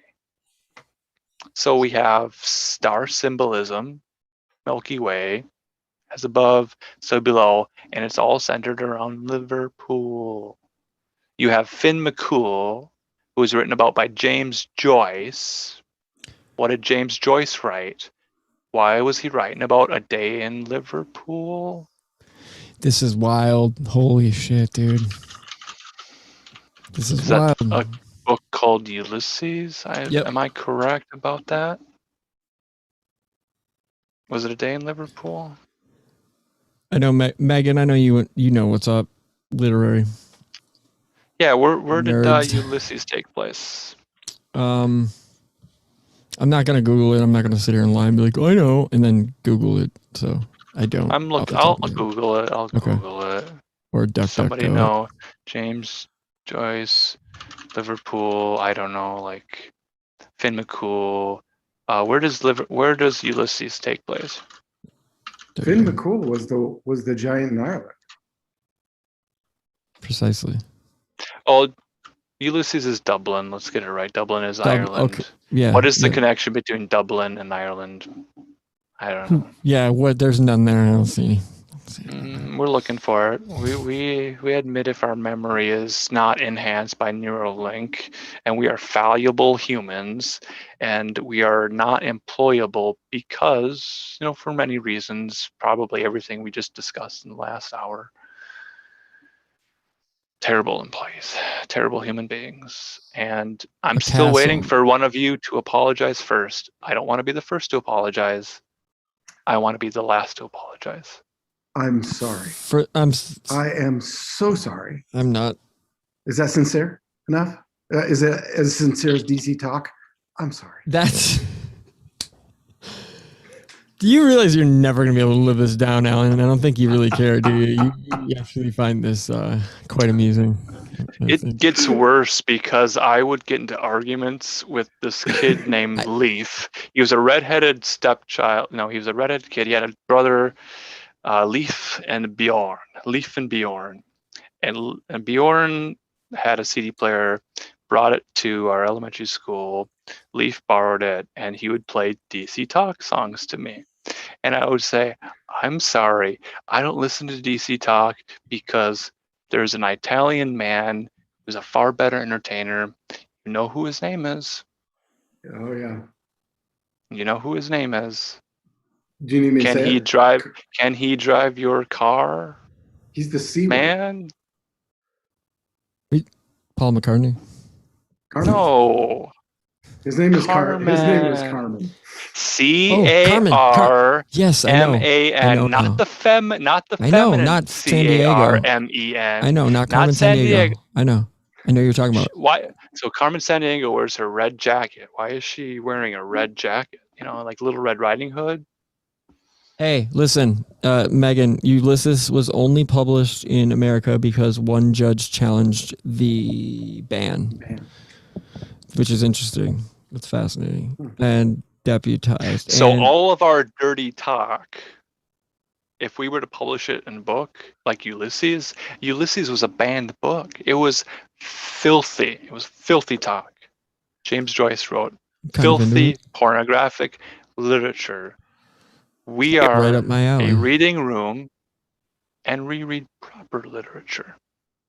Proper, approved literature. We read Flat Stanley to our children.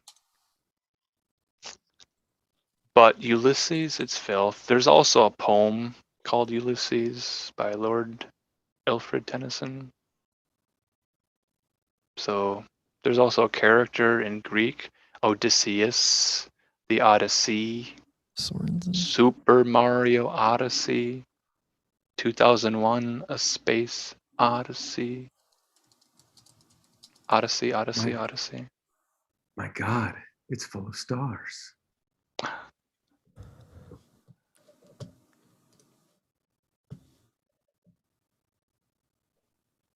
That's incredible. There's a lot of dead air. Sorry. It's mental margin, space between thoughts. Just we don't want to get spaced out here. We want to focus on this education plan because we are learning so much through our homeschool program. I like the spaces. I like the spaces better than the points. God is in the spaces. Exactly. Right. God is not in the points. No. God is in the. This is God. The conversing is God. Yes. Yeah.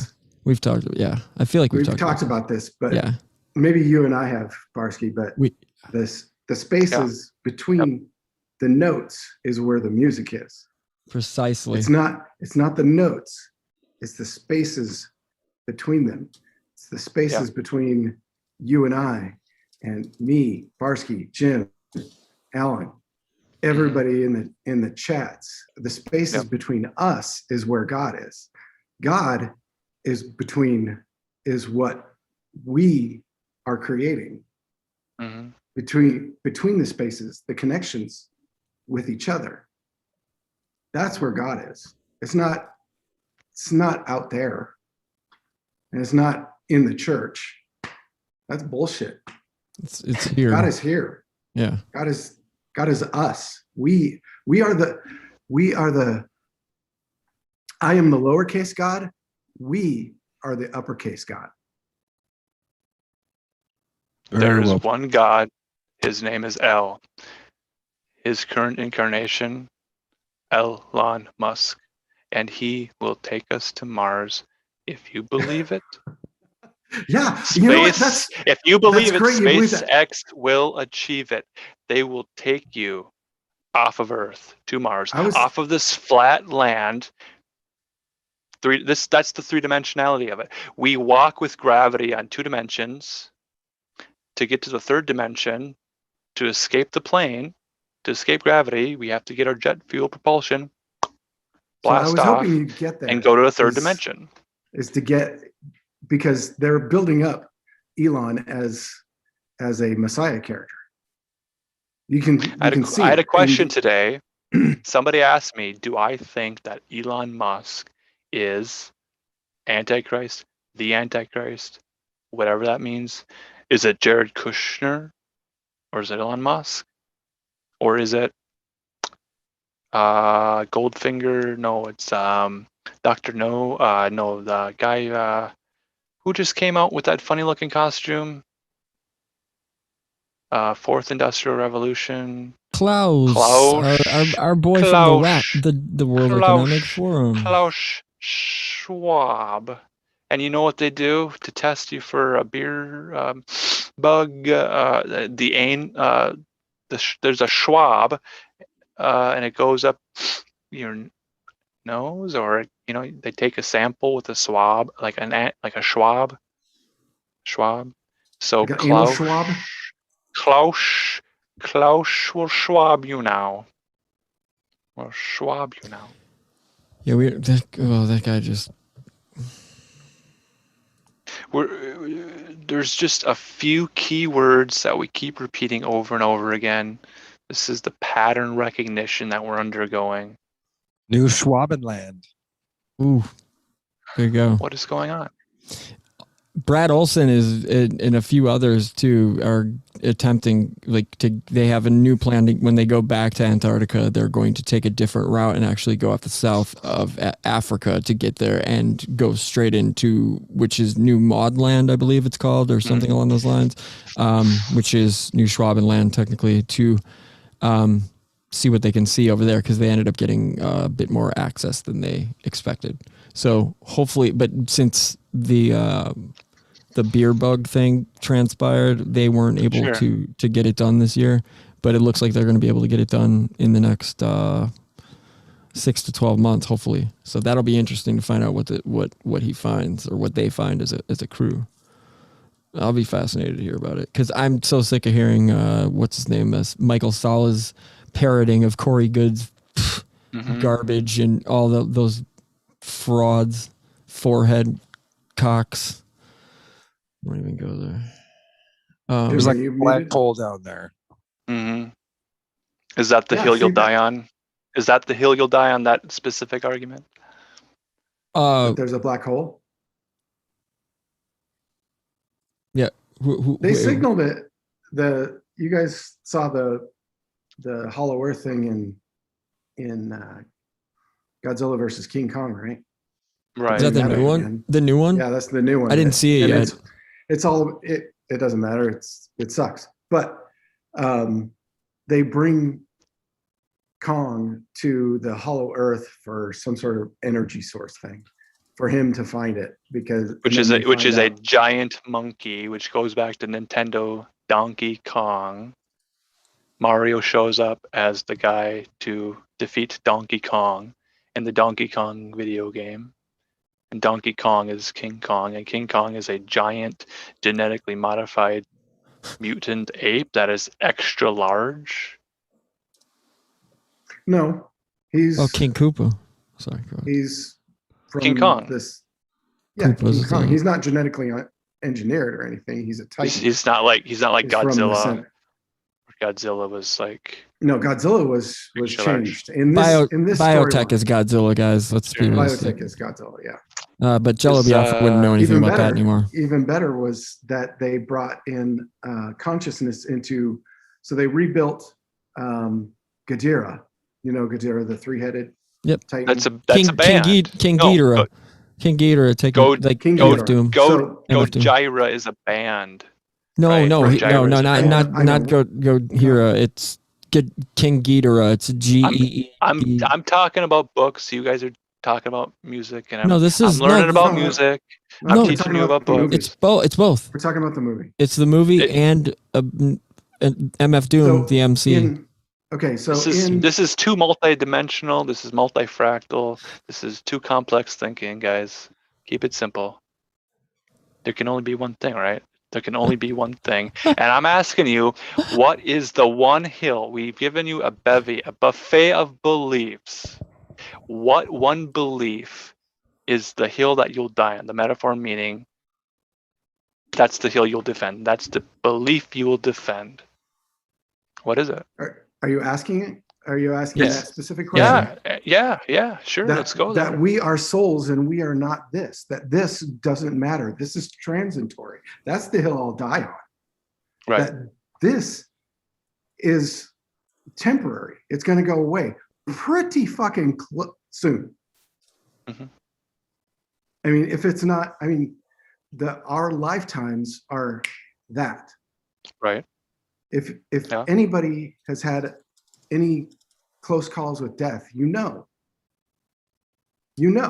and you're forced to consider that, to get intimate with your own mortality so that you can get comfortable with that, which is your own death, which is memento mori. Because Remember. this shit doesn't matter.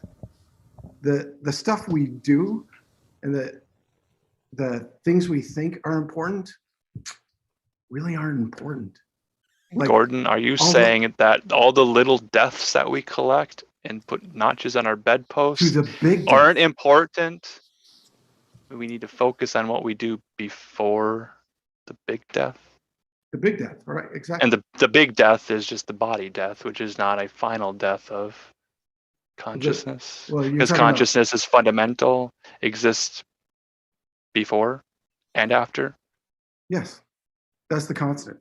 That's the infinite. Right. Is our Right. soul. Right. Yeah. And the little death Is is yeah. an orgasm. Little right, death. which is an creates orgasm, life, and the which big death- may, as a byproduct, create a new life.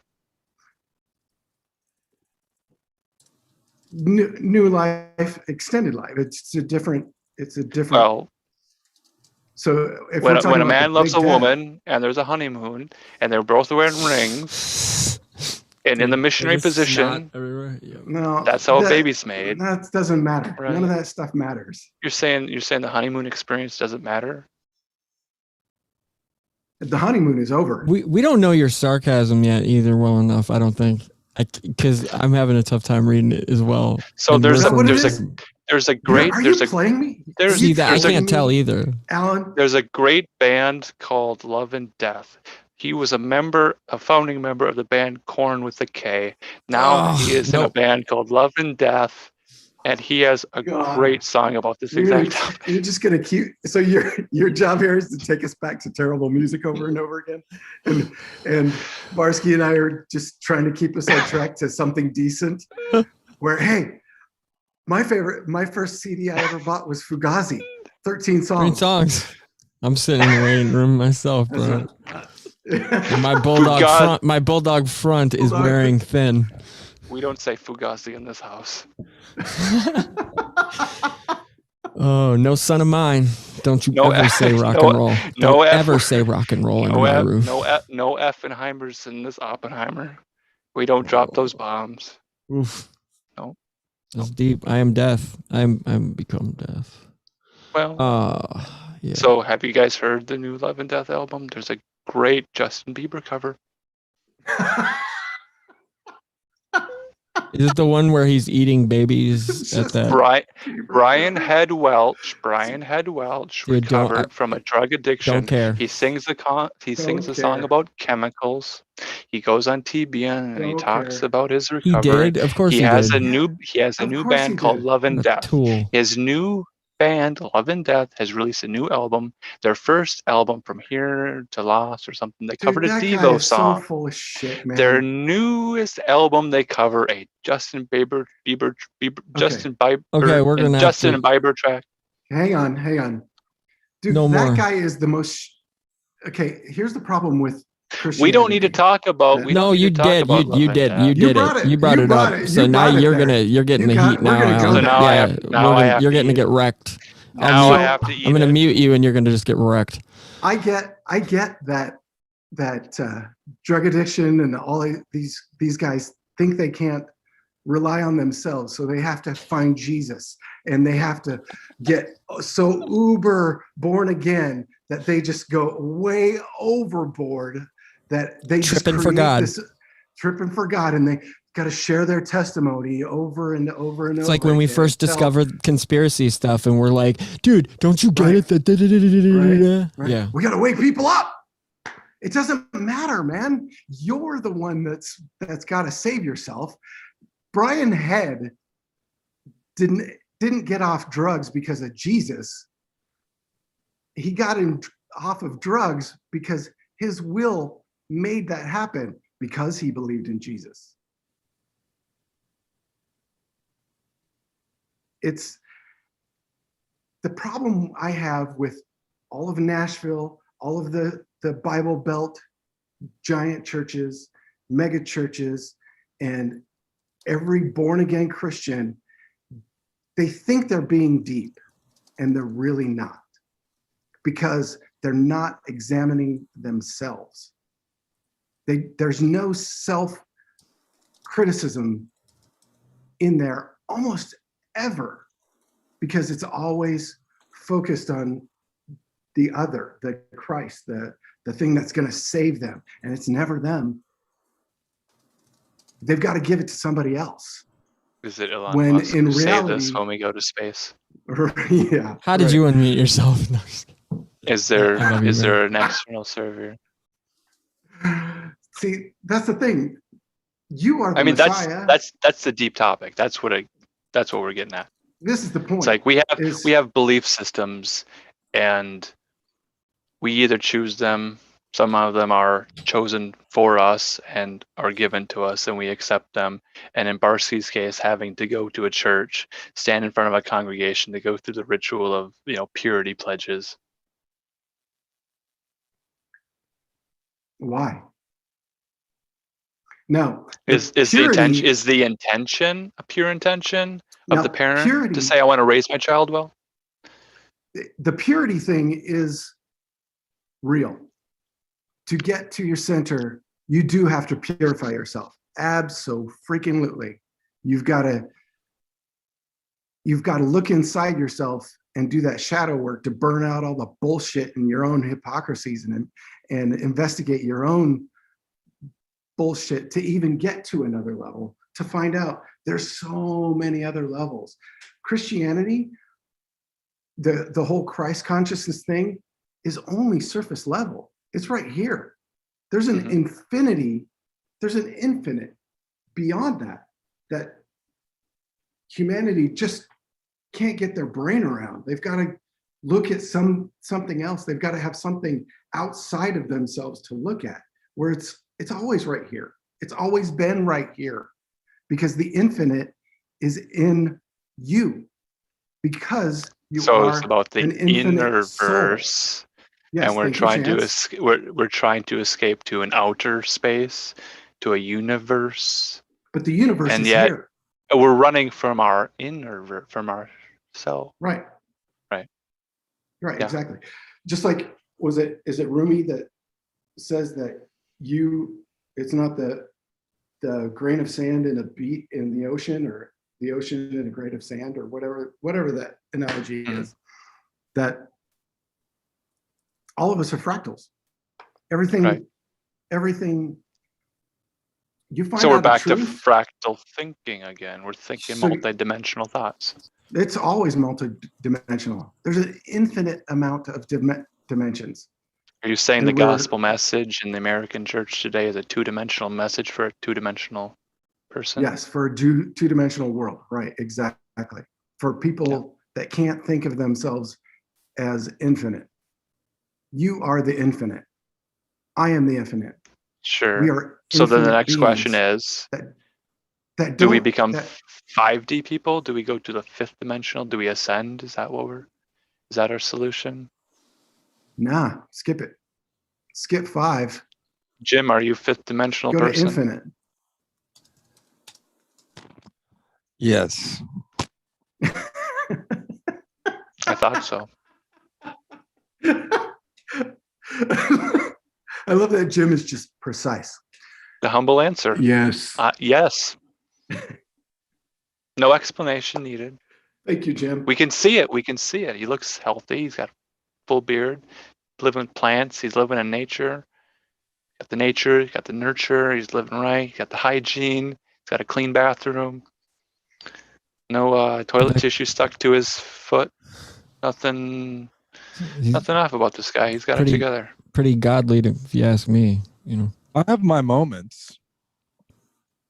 But deity, your deity, Your very epiphanies. deity like. Jim has You're a his creator, epiphanies. man. You're a creator. Look at that art, Moment man. with For real. toilet paper in my shoe too. But You want to know, show us your napkin doodles? you always have to learn and look inward and always strive to be better, or else what's the point? You know? And it's hard. And the hardest thing is looking at yourself, because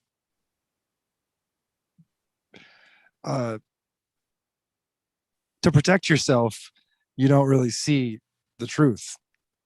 I mean, it's really hard to really see yourself honestly, because it's painful. Very painful. Yeah. Yeah. It's rough. And that's what makes Christianity the perfect foil, because you don't have to look at yourself. You can just look at Jesus. Just look to Jesus every time, Jim. Jim, did you pray to Jesus today and ask him forgiveness for your sins? Because apparently it's his fault. So if we are rejecting this state religion and we don't want this to be a theocracy, are we going to have a new state religion? Are we going to return the to plan. worship of the old gods? Yes, the Titans. Is Baphomet a new old god, right? Because you have these Baphomet statues going up all around. Where's Jerk? Where's Brain Damage? Brainstorms. What's his name? Brian. Who's that guy? Brian. Where Brian. is that? Where's that Jerk? Where's that guy? Do we If have any you guys- callers? Do we have any if you callers? talk- wanna No, call in? not yet. I've got everything ready to go. Remember the phone number. Lines are open. Lines This is are an open. call show.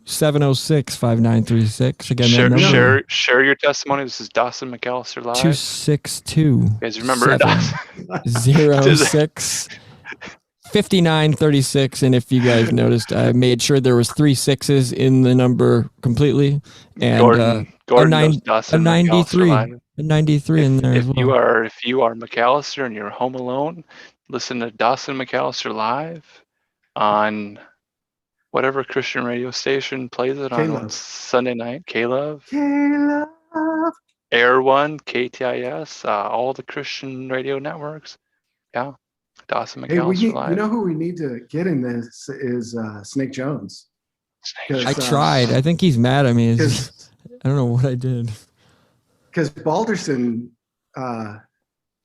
told me personally that it's Titans coming back. He believes that it's the Titans coming back. Well, I'm going to call Balderson tomorrow then. And Yeah, give him a holler, man. I want to know what he says. I wish we were at the level to where I could just be like, let's call him right now on that. We could do that. Yeah, we have a lot of questions. We need some mentors.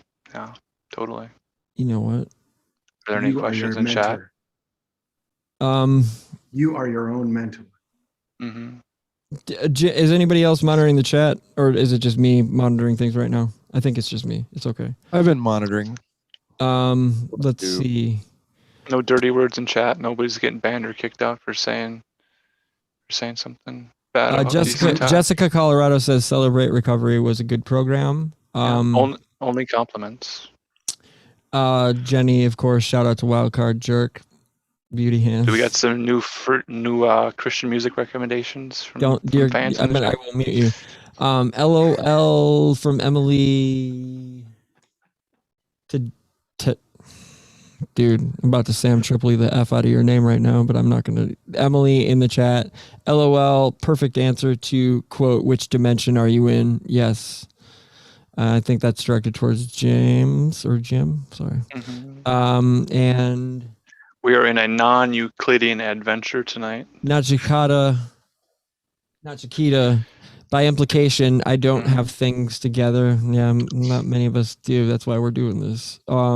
Is not Chiquita in Terry saying, Orderweb Chow says, I got banned. I could care less, but him getting cocked. I think it's spelled misspelling, whatever, about something. But let's see here. Do we have loose ends? What are the loose ends that people are wanting us to explore further? Let me see here. We've got, and then Nichikita again. I think it was William Blake. To quote, to see. I don't know if you saw that as well. To see infinity in a grain of sand. We just have some great quotes in here. And I don't know if Terry's the Order of Chow is defending you, Terry, Alan, but he said y'all chucking him off when I was mad and had to something is to NE is hilarious.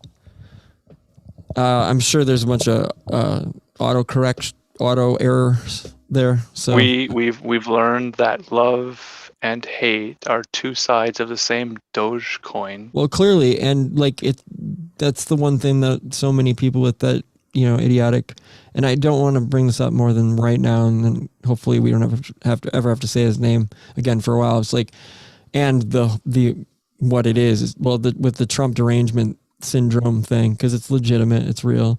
Like people got so psychotic about it that like all common sense out the window. It's like, don't you realize you're giving currency like by paying attention to him in general, and he's like the ultimate chaos magician that doesn't even know what the hell that means, right? That any attention whatsoever, it's just like a bully at school. It doesn't really matter what attention you give him, as long as you feed him any attention, bad, good, doesn't really matter. He spins it into power of some sort. He can spin it in. He basically can just alchemize, transmute it, if you will. It's a sick. It's gross. It's narcissistic. Weird. We're weaving a symbolic web, making connections between ideas, people, movies, music, all of these things. And if it comes up, we're going to mention it, say how it relates, and then move on. So it's not an intense focus on one thing. Right. We're a multi-dimensional, fractal thinker. We are big brains. We've been fractalized. That's the thing, though, and I think that was the point. And I think that's the point also of religion. I know Jason Horsley speaks on it, and in reading a few of his chapters, the early chapters of Prisoner of Infinity, he really goes into that, especially with Kripal and citing Strieber, and how the way to achieve a religious, quote unquote, religious experience or something of the sort, which you could also attribute to Whitley Strieber's experiences with UFOs and having that, religious experience. Yeah. With that's the communion. Right. If you're a Catholic and you have your first communion and you take the body of Christ and the blood of Christ, right. Alien Space Brothers, they're our new Jesus. They'll save us. But the thing is with that, the fun, what I love about how Jason breaks it down and doesn't accept much of it is with how splintered we become and how it you know, over time, like we were talking about how media, you know, the mind control is so strong, and that's Right, just a programming. broad, you know, way to put it, basically. But I mean, let's be realistic here. It's like kill your TV, you know, back in the day when they first came out, you know what I mean? When I feel like the hippie movement was pure before it was co-opted type thing. It was like, yeah, fuck that. I don't watch TV. What are you even talking about? Like, I don't even know Sure. about like the Amish. Like, what's this beer bug you speak of? No, we don't have that. Why don't you have it? Because we don't watch TV. Because we don't There watch you go. TV. But anyway, the point is basically what Horsley posits is that, and others have, I'm sure, with it's super important. Like, if you have a traumatic experience, especially at an early age, you dissociate, right?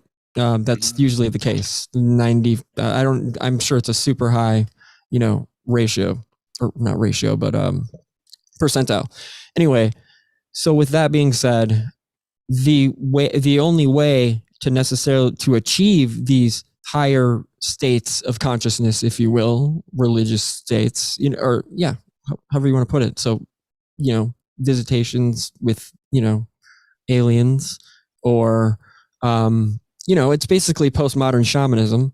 And if we go that route, we can look at it like, well, the only way to achieve these states is to have trauma, extreme trauma, or at an early age, right? When you're, you know, you're becoming you as a child, or when we get older, over time. And I'll cite Kubrick and Clockwork Orange, and basically over time we're conditioned, desensitized. And if you notice how movies over the years, I mean, those of us that are over the age of 30, basically, I mean, I feel like it's about over the age of 30.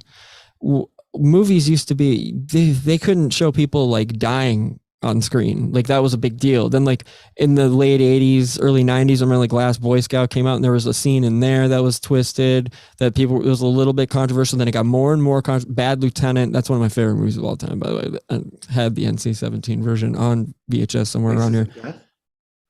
Oh my God, I remember seeing that, and that was like the monkey. It was like when they're eating. Oh geez, that's awful. And I remember seeing just one or two parts of that. What movie was that? Faces of Death. Remember those? They literally like Cannibal Holocaust. Look at who decided to show up. The chronology master himself, the historical mentor here. I'll destroy Greg Carlwood. Give me 10 minutes to write something out about you, brother.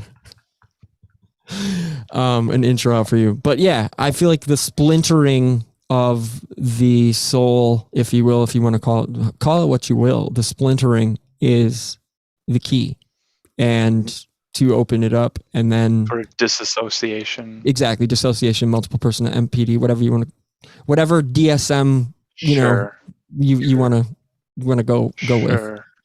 So you know where I'm going to go, Barsky, right? Go. Do it. It's time. It's time. No.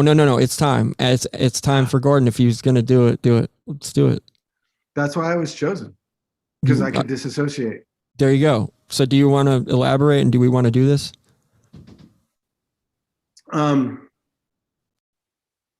It's a 3-hour story, man. I mean, so, okay. If anybody doesn't know yet, or hasn't watched Lindsay's show that I did, I told the whole story, but I have an implant, two, in my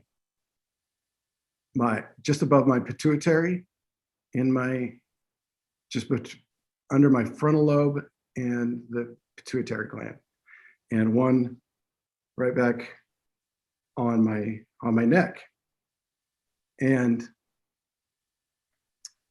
I know now, after looking back and on how they tested me for my security clearance, that was one of the things that they could tell just from a psychological test, that I had childhood trauma and that I was able to disassociate. So doing that was and covering it up and erasing those memories was pretty much a piece of cake for them. And if you watch Lindsay's show last night, she puts it all together with how they can basically erase our memories. And they're doing it now with all the brainwashing over and over and over again. And the repetitive nature of all the repetitive propaganda bullshit. They're changing history. They're changing our own histories that we think about. That's why the Mandela effect actually exists. Because they can do that. I know that personally because I was missing years of my life that I had no idea until I did regression to get there, and the shadow work to get myself out of that, to realize what actually happened. And I'm not saying that it's not a superhero story at all, and it's not a victim story. It's a self-discovery story, and you got to figure out your own truth of what. And it goes back to flat earth, of how we've been lied to, how you've been lied to, and how you've lied to yourself about other things. Because I denied all this shit for 15 years. I mean, I legally had to deny it for 7, but I was programmed to deny that the shit that happened to me happened. And it wasn't until I found the patents in the patent law that were submitted by my company that I worked for at the time when this stuff happened, that it all came rushing back. And it all made sense. All the weird shit that happened to me. The brainwashing is complete and pretty easy, quite honestly. And it's trauma, trauma, trauma. They keep traumatizing us, and traumatizing us. I mean, we say, a lot of us in our generation say we got woke up by 9/11. This has been going on forever, throughout all of human history. Trauma, it leads me to the idea that there's not a one cabal. There's not a Illuminati or whatever. It's just, it leads me more to the idea that there is a bigger evil. If you listen to Alex Sakaris, he's done that. What is evil? Those whole series. Yeah. On what is evil, right? And the evil is real, whether you're a Christian or not. Yeah. I mean, evil is a force. Whether that force is personified or not, it's real.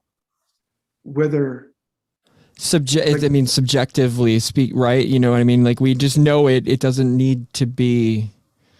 It's just we know it when we encounter it. That's it. Could we invite Alex from Skeptico to hang Yeah, out with I was us? just gonna mention that. I just don't like to do. I've done it too much live on shows to where, like, oh, good morning. We have all these ideas, and Jason Horsley. I was thinking Jason would be great. It's all these people.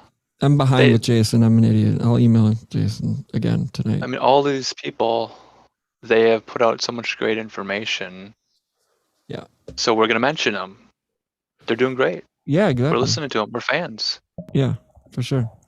And yeah, I was thinking about reaching out to Alex, and I know I've got his contact info, so I'll do it. I'll reach out to him. We're just inundated with dates and me trying to figure out how the hell I'm going to be able to do all this with, like, booking all this stuff. So that's a good problem to have, especially with all my favorite researchers and authors. And so the best problem to have, actually. What am I complaining about? It's a bit overwhelming. Yeah, now. that's Steven, a good problem. Yeah. Thank you, Gordon. Seriously. And we'll unless you want to continue or go any further. I mean, I think that was very well said and But I heartfelt. think the mind control is real. Absolutely. And it's happening to all of us. We've all eaten the brownies that have shit baked into it. Precisely. I don't care who you are, but the people who are eating a lot of brownies are eating a lot of shit. Because if you're consuming mainstream stuff, processed, you're eating boxed Kraft macaroni and cheese when you could be eating filet mignon.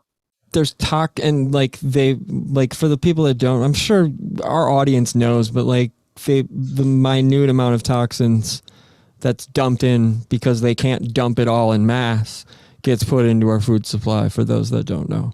So, so trace amounts, just enough to where, it obviously slowly affects us, or it doesn't. Some of us have better immune systems, or we don't consume as much, and it seems like it's a game of Russian roulette with everybody, because I know people that smoked for a million years, drank. We all know these people. We all have them in our lives that eat like shit, and they live till they're like freaking 95. And like, what is that all about? The epidemic of like Crohn's disease and irritable bowel syndrome and all kinds of stuff that I think the genetically modified corn is responsible for. The autoimmune, all the autoimmune stuff. Yeah. This is why we have to purify ourselves. We gotta stop eating shit, drink clean water. The wheat that is grown is basically poison, the way it's been GMO'd. So get off but soy. Enjoy your White Claws, everybody. I'm talking to us guys. Yeah. Stay away from the fucking soy. Stay away from the sugar, and stay away from the wheat. You know what we are? We're a Promise Keepers group. I thought you're, dude. Oh my God. At least we ain't Oath Keepers. We're gonna keep our promises to our wives, to our church, to our pastors. We'll let you have this as long as they who shall not be named isn't named. So just keep it. You can keep your I joke about that, but that's a question. Are there still Promise Keepers groups meeting today? That was a huge I talked to John Brisson. I talked to John Brisson about a couple weeks ago, and because we talk about this kind of thing, and also with Recluse, because we attack these sorts of things because we opened the show talking about aphenphobia, which is the fear of men hugging other men or having an extreme irrational fear of intimacy. I love it. So you have the anti-aphenphobia. That is a really tough one to pronounce, by the way. The Promise Keepers who hang out together in giant stadiums, listening to special speakers, encouraging the men to hug each other, to cry together, to confess their sins together, and then go log on to Pornhub together. Jesus Christ together. Circle jerk. And they don't talk about the Mastodon word, the M word. They don't. Did they talk about it in your Promise Keepers group? Jerking off. I never would tell you. Isn't that what that was? It was a giant circle jerk. 1,000 man, 5,000 man circle jerk at Mile High Stadium. Let's get you in. Yeah. Let's get Steven in here. I love you. I miss you, Steven. I missed you. Circle jerks. About that time I join in. The band? We talk about Al. We talk about Keith Morris. Sorry. Hey guys. Can I be Steven Sorensen's accountability partner? Can I? No, not yet. Steven, not yet. We're gonna. Steven, who's your accountability partner, and what color sweater is he wearing? Not red. Sorry, Alan. Okay, no, I don't know. Little Red Riding Hood. That's like a Christian thing, right? I think. The evangelical loons. I used to hear about that when I was younger. Haven't been a part of anything like that for a while now. But you were raised. We talked about this, right? Like you were exposed, like I was to a degree. Yeah. So he knows what's up. My family's religious. Yeah. I'm not. I like your The accountability partner is the same thing in AA. What is it? The sponsor? your sponsor. Yeah. Yeah, Oh, yeah. It's your exactly. sponsor. It's the same thing. Yep. And there again is another cult that I always end up on this because I went through the 12 steppers, but you've got sacred text, the blue book. Mhm. You've got prophets, Bill W. Mhm. You've got they pass around the plate, the collection plate at every meeting. You have sponsors and mentors, Mhm. all those things. I mean, it works for some people, or at least it's a stepping stone to something else. Exactly. So that's a wonderful thing. And that's the good thing about religions is Right, the maybe- fellowship. Hopefully it's the fellowship that gets you into thinking even bigger. Right. Because whatever they're telling you is just it's a fraction of what's there. It's nothing that's actually there because everything we're being told again, Construct. it's a lie. Yeah. Scaffolding at the very Scaffolding at least. best, right? At best. Yeah. I mean, well, and then, yeah, exactly. But just all constructs. It's So, Steven Sorensen, what is your favorite Christian band? Make no apologies about it. Just the Don't first say thing it. that comes to mind. Say DC. Say it, I swear. Say it. Maybe August Burns Red. Okay. Oh, okay. Yeah. There you go. I think it's- That's say, solid, actually. I've been What about listening to Under them Oath? for like a decade. Yeah, Under Oath was all right. Toured with Under Their Oath. early stuff was nice. Yeah. I do listen to them occasionally. They had some good riffs. Their Well, original yeah, they album. did. They had great riffs. They were pretty batshit heavy. Yeah, I can't remember any of the Under names Oath of their was songs. huge, and they headlined Warped Tour a couple They times. didn't headlined they? a million things, dude. And yeah, Seven Angels toured with them. And then Misery Signals is toured with them. Actually, Misery Signals, shout out Kyle. Shout out, Ryan, Brandon. Anyone listen to The Chariot? Yeah, I know those dudes too. I don't know who those cats are. But no, the tour has been canceled 3 times because of, you know what, with Misery Signals Darkest Hour reunion tour, and Darkest Hour and Under Oath, I'm pretty sure are Sure. What about that's He the Is reunion Legend? tour. Plus Furnace Fest. Yeah, He Is Legend. Furnace Fest is actually still going down at Sloss Furnace in Birmingham this year. It got pushed back. It was like Bane, Boy Sets Fire, all those bands. So that'll be fun. I'm not going. But yeah, I don't know. Do we want to Steven, what have you been up to? How have you been, brother? It's been too long. Yeah, I was trying to think of the last time I was on here. I just updated the RSS feed. It was Odin's Dilemma, and then you did another episode with me, Recluse, Lindsay, Snake, Jim, and then we had. I think you ended up covering for me a couple times. Yeah, after that with Jim. So it's been a while. Catching the I'm sorry, the Lindsay one. Gordon. I'm sorry. Nachiketa says, I'm not sure how to pronounce this, but he says Sation Nasti Paro Dharma means there's no religion above truth. That's perfect. Thank you. Profound. Nachiketa. It's profound perfect. AF. Exactly what I'm talking about. Thank you. Yeah, cheers. Not Chiquita, is that how we pronounce it? Just let us know if we're effing it up. It's not Chiquita. Okay. Devotchka. Do you guys listen to Devotchka? He's I know Devotchka. I know. Why do I know? Nachiketa was interviewed on Lindsay on Rogue as well. So thank you. That's a really good interview too. Awesome. I'll definitely check it out, dude. Thank you for hanging out. Seriously. Appreciate it. And sticking it out through the madness. Through the filthy words you've had to hear. Yeah. Yeah, like DC talk. That's it. No more. KISS, I'm literally KISS gonna ban stands it. for for Knights in Nathan's Satan's Satan service. service. Yeah, I know. I have the backwards masking books in here. Literally, that's. I'll dig them out for the next show just for fun. I was steering it towards vigilant citizen level, cult decoding symbols, and there was these videotapes that I'd get on VHS, and they'd go through and they'd say like, rap music, this is evil. But then they were a Christian organization, and when they released their expose on occultism and Christian music, I think I have that VHS. And they ripped into all these Christian artists. I'm like, hold on. Hold the phone. You guys think you got a direct line to God?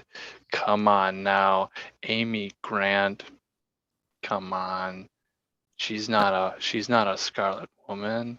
You can't say these things. Bless I wonder her. now. man. Well, I want. There's a new artist today, very popular. Is her name Lauren Daigle? Lauren, do you know what I'm talking about? Let me look for her. BRB, gentlemen. Lauren Daigle, American Christian contemporary music singer. Very, very popular. Born in 1991. She has a song called You Say. You've probably seen it or heard it, maybe. If we're talking about Christian sirens, man, she's a So singer. are you talking about, are you saying that Amy Grant was a Christian siren? I'm not She was saying sacrificed, that. man. She was sacrificed, dude. That her divorce, like the way they went after her when she got a divorce in the church, it was ugly, dude. It was ugly. And like, and I know how that backlash is ugly, dude. Ugly. Which is why I'm not a Christian singer now. Because my girlfriend at the time, so I was 16, we were making albums, working for this Christian label and sending stuff off to Nashville for bigwigs to record and stuff. And my girlfriend at the time told our pastor and the record label guys that we were having sex, guys. So was he watching you to know this? No. She sold me out. She told them all, and they all dropped me. Did she get high fives? Did she get high fives from the crew? Yeah. Oh, she was like, "Oh God, we're gonna save you from that evil bastard man." And I was villainized after that. She was the one who went after me. Sirens in the church. And then cheated on me. Like fucked up. Classic Garden of Eden scenario. Oh yeah. Oh. We're talking about singing awesome, sirens. Stephen. I didn't even think of that. Yeah, the temptation of the woman to the man. Yeah. In private Christian universities, they have this saying. It's get your ring by spring semester, right? So you have the women who go to the private Christian school for one semester. They find a man and they get him to give a ring, marriage proposal, after the first semester to get it before spring semester, because she doesn't want to pay for 4 years of college. She just wants to, try to get it done in maybe one semester to get a ring, to get married to a Christian guy. Yep, that was a big thing, like Baylor. I remember we called them the Baylor bitches because they had the big hair. And that was a big thing with those chicks. Yeah. So I'm mentioning Lauren Daigle as the recent Christian siren singer, and she has this music video, and the song it's a song, but I'll tell you what, I don't think it would have as many millions of views as it did if the singer, can we say that she's wearing nothing underneath a shirt and it's tight and you can see an outline, you can see right? So she's not wearing a bra in a music video as a Christian singer. Oh yeah, they're sexualized. They're marketed sexually, for sure.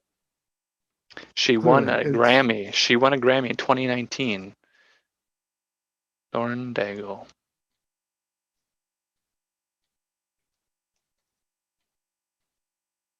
Incredible. Amy Grant would always wear a bra, so we wouldn't have to worry about watching her music videos. We wouldn't fall into temptation. Rebecca St. James always made sure that her collarbones were covered. Oh, those dirty collarbones. That's the other C word. Collarbone. How dare we see those nasty shoulders? Is that the Mars Hill you'll die on?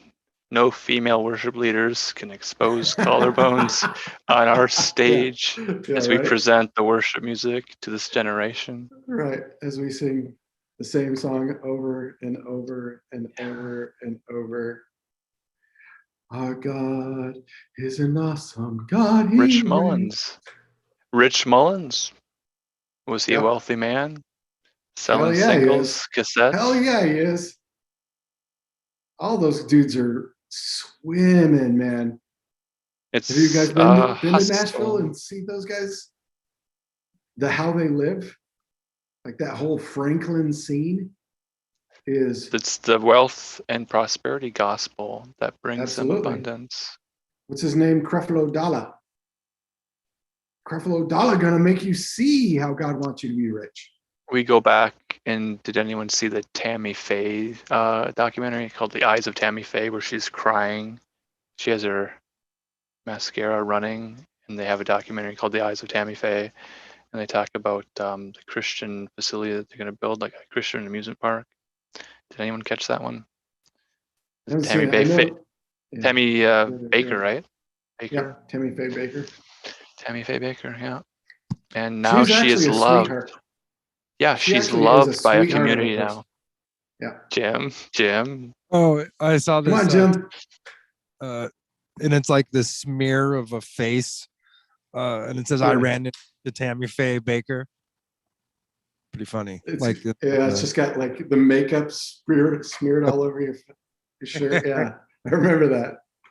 Hilarious. I think I need that shirt. Let's to the Amazons. To the Amazons. Should we put a link to buy the Tammy Faye Baker shirt? Oh, that's a good idea. See if we could get a kickback on Amazon. Definitely a good idea. We need to get some swag. We should be getting paid by Sparrow this episode. We're plugging all of their artists. For sure. It's a crazy, crazy time to think back to music in the 90s, going to your local Christian bookstore to sample CDs and to decide what you're going to buy. I'm going to round the show out with the story of where, I'll with the story about a Christian bookstore and the, just before we sign off here, it's quite the, man, it's so messed up. And it's so like, well, no wonder this happened. This awful thing happened. Right. You have a Christian bookstore selling books from, I don't know, what are the brands? It's way Tyndale. Deeper. How about I just tell it really quick? Are they the same people that publish the Llewellyn occult guides? This is next level. I can't beyond that. It's so we stopped at a Christian bookstore. Me, the drummer, my best friend and drummer at the time of the band Cashapp, whatever. And we wanted the new No Innocent Victim, right? And Strong Arm. And I was like, dude, we couldn't find them anywhere. So we went there and we had one of my best friends. What up, Erica? She took us in her new Ford like the tiny Fords. Remember the Festiva or whatever? Yeah. Super tiny. And she takes Nate and I or Nate and me, to Commitments, I think was the name of the Christian bookstore. Yeah, here in Racine. And she didn't know that Nate and I were planning on just pocketing these. There's no cameras in there, and it's like, we really wanted these records or the music. And stop in, purchase a 10-cent Testa mint. No, purchase zero, nothing. And walk Sorry, out. no, we just grabbed it and like hung out for a minute and looked around and then just walked out. So get in the car. Erica had no idea that's what we were doing, and we're driving. I'm sure you guys can maybe see where this is going, and we're driving and listening to that No Innocent Victim record, right? It's in the tape deck. This is probably 97, 96, 97. Was that in the heavenly metal section? Goddamn right. If there was I mean, because it is heavenly metal.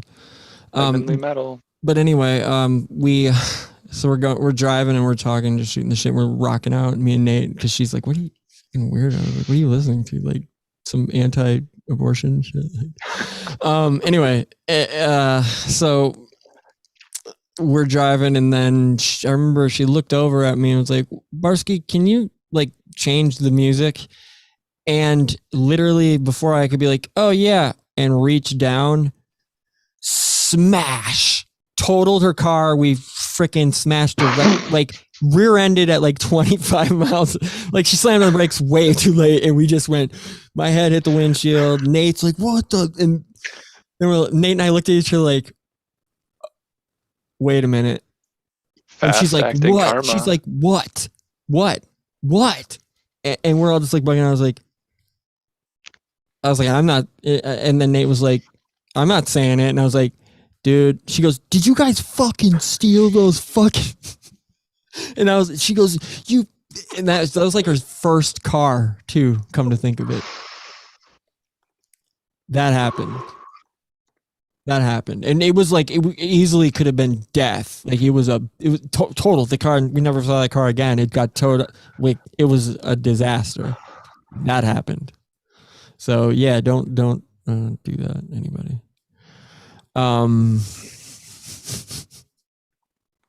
Yeah, that happened. That's fucked up, right? Causation, correlation, karma. I don't know, man. That's heavy. I haven't thought about that or told that story, and I don't know how long. So, did you immediately feel like, "Oh yeah, this is"? No, I knew. It was, and it wasn't my Christian like being forced and raised in that. You know what I mean? It was like, well, all right, yeah, there's something to this. But I mean, obviously, I got my confirmation of God existing and me being cool with that and calling it God and not feeling weird about it after my first psychedelic proper experience. So yeah, the car was totaled, but you guys were okay, no whiplash or anything. No, we should have been. I mean, it was absolutely destroyed. You know how small those stupid cars are. Like there's nothing there's not even airbag. I don't think there's even airbags in that fucking thing. Thank God for crumple zones. I don't even. Yeah. Yep. Or the engineers. Or thank deity. Whichever you choose for those. But yeah. I'm pretty sure God's a deity. Say that again, Jim. I'm sorry. I'm pretty sure God's a deity. Yeah, no, I just like to say thank deity instead of thank God just because I'm that dude. You know. I just have to be that asshole. Do we support deicide? Fuck yeah. Dude, that was one of the first. I bought that record or CD, the one with the lambs being slaughtered in the beginning, and Dead Kennedys, Fresh Fruit for Rotting Vegetables, and I Hate God. What record? I can't remember what I Hate God. I think it was like Rehab or one of their early first full lengths. I bought those 3 CDs from like a disco round or used CD spot. I'll distinctly remember that at age like maybe 13, 14. My mom was shopping over, I'm going to be at Pickens, like at the grocery store. So and she used to let me wander. All right, I'll be at the strip mall. I'll be in Funko Land, GameStop. Funko Land. Yeah. And, and then I remember being like, fuck Funko Land. I'm going into the fucking, disco round and trying to find Black Sabbath and whatever heaviest of heavy and punkest of punk shit I can find, So, yeah, the church did that to me. I can honestly say, like, fuck all of this. Yeah, it's like the church. The church was, that was why I gravitated to punk, because it wasn't control. It was self-control and encouraging of others. Right. Like, it's not mindless self-indulgence. Well, yeah, exactly. It's not Jimmy urine. Poor as me. Oh, pray for my own martyrdom, and I can't get out of my own way, so I have to give it up to somebody. Give it up to God. Instead, you're right, Gordon. Let's do it ourselves. Let's put our nose to the grindstone. DIY fucking Y. Thank you. Yep. All day. And I can't. And I'm so grateful that I have both the Christian whatever, because I can compare. I can juxtapose to, and be like, yeah, man, I can find goodness in both of these, but the DIY is like my heart, my soul, because that's like my family. You know what I mean? Whether like Gordon, whatever, you know what I'm saying? Like there's just some bond that can't be touched. When it comes to that, it's like, okay, well, that's it. That's family. That's level. That's it. No, nothing else, nothing more. That same with artists though, too. I mean, I feel like, except for a certain super eccentric, certain eccentricities with artists, it depends, but I mean, I have that same thing, with artists as well, being an artist, even though I'm not like a visual, whatever. I have done, visual artwork and stuff, but I'm not that good at it. But writing music, you're a creator. Creator, exactly. So it's like that. I feel like, but for some reason, I feel like the DIY, if that's combined with DIY, so you customized your flat Stanley with like a denim jacket vest, battle vest with like patches. Like how would you design your flat Stanley? Spikes. That's a DIY activity, right? It's arts and crafts. You would have hands in pockets. Corpse paint on your hands off first. Corpse paint on your Burzum-inspired flat Stanley. Send it to Norway and get a picture of flat Stanley in front of a burning church. Send that back. Show it to your 4th grade class. Dude, that's brilliant. Okay, all right, that's meme magic. Nice. That's meme worthy, Jim. Nice. We need your wizardry to come up. We gotta make that happen. Actually, that could be the next Weavingspiders, artwork. A flat Stanley, corpse painted flat Stanley, with his hands in his pockets, in Norway, in front of a burning church. Dude, that's a cultural education. You're gonna learn morality. You're gonna learn ethics. You're gonna learn everything from that one experience. Man, I'd rather do that than take a walk with them all. Personally. For real, because I ain't trying to get murdered, trafficked. Like that's good. That's the most roundabout ass walk any human's ever gonna have, dude. It's like, well, you had a path laid out, but sorry, there's about 15,000 detours that end up with you, and like, oh man, I don't want to even say. Isn't that life though? That's life, man. Yeah, it's life, but not for a 9-year-old Syrian girl who's probably being trafficked. You know what I mean? That's where, I don't mean to get dark, but dude, it's gross. And look at the route she's supposedly taking. It's like, really? Well, that's what we said last time. Is that's what they're signaling. Right. Exactly. That's what they're offering, and we say that is an offering because it ain't. It ain't a sacrifice because a sacrifice would have to be a willing participant. Well, technically she's willing, but she doesn't know what she's getting herself into. So she's like a walking effigy. Are they gonna burn her? Oh hell yeah, that's exactly what she is. That's exactly what she Great is. call. That's a great she's call. she's going to Liverpool to die. Are they gonna drown her in Liverpool? Drown her in milk. Milky Way. Will she get a baptism of wisdom in a Mithraeum in Londinium before she goes to Liverpool? Or baby Babylon, London. Pool. In the There's pool. that. Liver. No, oh yeah. And but I can't help but think like organs when I think like Liverpool, like can't get liver out of my head, and I don't think like liver, that I'd put on some crackers, on some salt. You know what I'm saying? Like I can't ugh. Mm-hmm. Like I think good for you. I know it's very, very nutrient heavy. Proved eating this. All right, Steven. You gotta Thanks for having me on. Dude, I'm sorry. We just randomly just didn't. Well, we're just going. I'll text you. Yeah. Till next time. Take care. All right, brother. Good to see you. Thanks for showing up, man. Damn it. Steven. We'll have him back. I love Steven. We love you, Steven. We miss you. But yeah, like the liver organ thing. Like I can't help but to think of the organ, even though I know liver is extremely nutrient rich. We're running. What are we at, guys? Time wise, anybody in the chat? No. Yeah, we can type some loose ends. There was Yeah, let's do it quickly. Another connection on this liver thing. I've got a filter. I've got one other thing. The one that cleans your blood.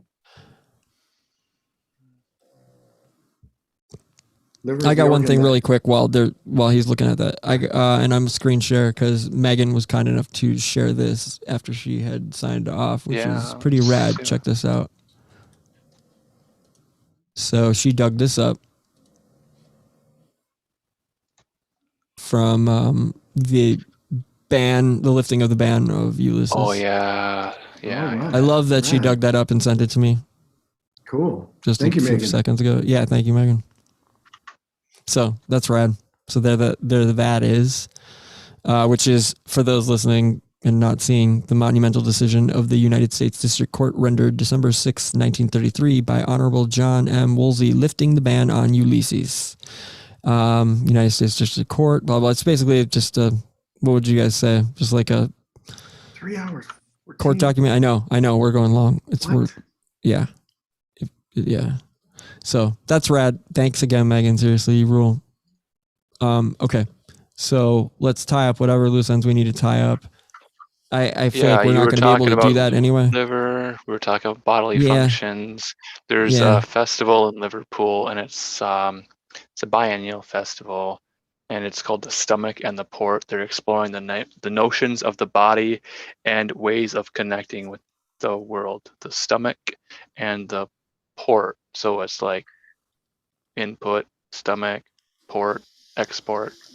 Going back to the purification thing, the liver is the purifier of your blood. Mm-hmm.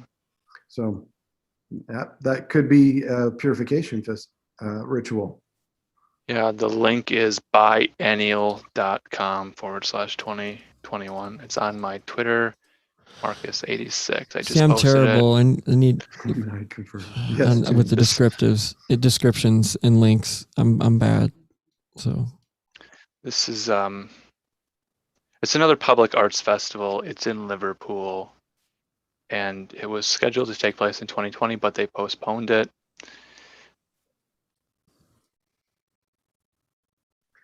So they announced this in like November 2019. So are we all going to go? We're going to take a road trip. Go to Liverpool. Maybe can we virtually visit to see this display? I'd rather go to Skinwalker. Do it, Barsky. Figure it out. I already have. I've got the green light. So we all want to hear reports back. Well, Believe me. Yeah, this Liverpool Biennial Arts Festival seems to talk about the body politic, the function of the stomach, and connective tissues. And they're using this anatomy lesson to talk about health issues as well, which is like the natural world, body modifications, implants, transhumanism. Distraction bullshit, man. It's But all why is this a bullshit. Liverpool theme for their arts festival where the giant is going? You know what I'm going to look into because I have some friends that are actually like more I don't want to say cutting edge, but dude, they're more like, dude, they're artists and I have weird, like that have weird, just, you know, like really weird displays with like weird tech. My Milwaukee Institute of Art and Design, MIAD, is like notorious for being one of the most like, it's like the evergreen college of art schools, basically. Like seriously, it's insane. Now that in hindsight, like all the parties and things I've seen, like it's like, wait a minute, you fucking, what the hell? You guys are into some crazy shit, which is fine. I mean, pushing boundaries is awesome, right? But at the same time, it's like, you guys really know what you're doing or did? You know what I'm saying? So I'll just leave it at that. But I do have plenty of contacts that are still like, and they're all in the neighborhood. Sure. Where I'm going to hang tomorrow. Are they receiving public funds from public governments to have public arts festivals? Absolutely not. They've all luck, thank God, and I'll shout out, not by name, these friends. If we had time and it was early, I would. But like, so many of my friends that are artists, musicians, whatever, have been super successful at becoming business owners and kicking ass and doing it. And then like, it's insane. It's insane. That was my final question. I wrote it down. What? You were talking earlier, making the point that the Amish community, they don't have televisions and their health is great. And I was like, if we could get the Amish to sell their art on Etsy, could we help them improve their incomes? Quality of life? Amish listing any form or fashion. Etsy. Yep, that was my final question. That's pretty brilliant, actually. I wonder, I don't know though. I mean, we'd have to find some that were more, wouldn't you say, like Mennonite leaning, like at least like on the level of because there's the main issue with vanity, and I feel like they would somehow argue I feel like the vanity aspect would come up pretty quickly. Authentic Amish candles, not for ritual use. Dude, that's for the people buying them. Dude, come on, we're going to stipulate that. Unless we do need to stipulate to these that they're this well versed in the occult and the esoteric to think that this could be used for some nefarious shit or some positive light work, right? Two sides to that coin. Yeah, Amish candles. Amish candles. Jim, what do you think? What Amish product would you propose for our future Etsy Amish Etsy store? Well, definitely the Amish fireplaces. The electronic Amish fireplace is fantastic. The electronic. I've got 2 of those. They're so cool. So they use electricity now? Like, is that a joke? It's a flameless fire. It's like the gin. I love it. Okay, digital gin. You plug it in. Gordon's clearly going with what I should have gone with because that's the only kind of butter I bought when I lived in Milwaukee. I don't know. The giant rolls of butter, they're the best rolls of butter, and they're like, are they $6 by you, Gordon? About $6? 9. How much? It's 9 here right now, but was it 6 a year ago? Yeah, I think 5 something. It was $6. Yeah, when I first started buying it, and I'm gonna pay more because it's the best butter. But yeah, that and Irish butter is the best. Yeah, and it was banned here in Wisconsin. Here, by the way, literally we could. Yeah, of all because they were getting pissed off. Like Yo, you need to buy It's our better dairy than- because fuck California because they stole our shit because they Hey, did. what you need to do is go to the paint department and buy one of these mixer blades, and then get some whole milk and drill and mix up your own butter. You talking about raw milk or whole milk? Whole milk I only drink whole milk, so that's good. Okay. would work too, but I mean, I don't like raw milk. But all right, so go grab some whole milk. Wait, you don't like raw milk? I've Is only it had it too once, thick and gross? and I was younger, dude. I'm from yeah, I know where Straight I'm from the from. I know cow. where I'm at. Man. I've had it once, Oh, dude. But I know I- somebody that was really sick when they were born, and they were like gonna die, and the doctor said, Yeah. drink this raw milk, living you know, culture and it totally like healed them up. Like Mhm. it's a miracle is cure. You know, I'm glad you brought that up, Jim, because who was it? Jessica Colorado was talking about the health thing, how doctors don't know anything about our gut, and we could do whole shows about what doctors don't know. The Liverpool It's just nothing. Biennial It's Arts just Festival. everything. oh my god. They're going to tell you about the stomach and the port. They're going to tell you about your gut health, your connective tissue. They don't know shit, man. The doctors don't know shit about anything. They wanted to do brain surgery on me because they couldn't figure out what it was. Oh my god, dude. They're going to That trap is- in your skull, just drill a hole and release Trap in? pressure. Yeah, trepanning again, dude. Yeah, That's right, diabolical. right. That's insane. No, that was the choice I had that I was Yeah. given when I started to lose weight. How sick. When I got off all the drugs and alcohol and stuff, like they're like, well, we're gonna do brain surgery on you, or you could die. I guess those are your choices. Wow. What? And I'm so fucking happy that you took. Sorry. Sure. I had 22 medications written out to me when I got out of rehab. Antipsychotics, all these. Did you get Seroquel? Did they try giving you Seroquel? Yeah. How messed up is that shit? Like that wipes. I remember. Dude, I took that. shit is evil. It wiped my brain so hard. I remember the night I was in like rehab and I took a piece of it, or I took one at night before they prescribed it to me. And it was like, okay, whatever. Like I need to kind of numb myself. Like I don't know whatever. But as long as it's not an antidepressant, like an SSRI or something crazy like that, I was like, okay, fine.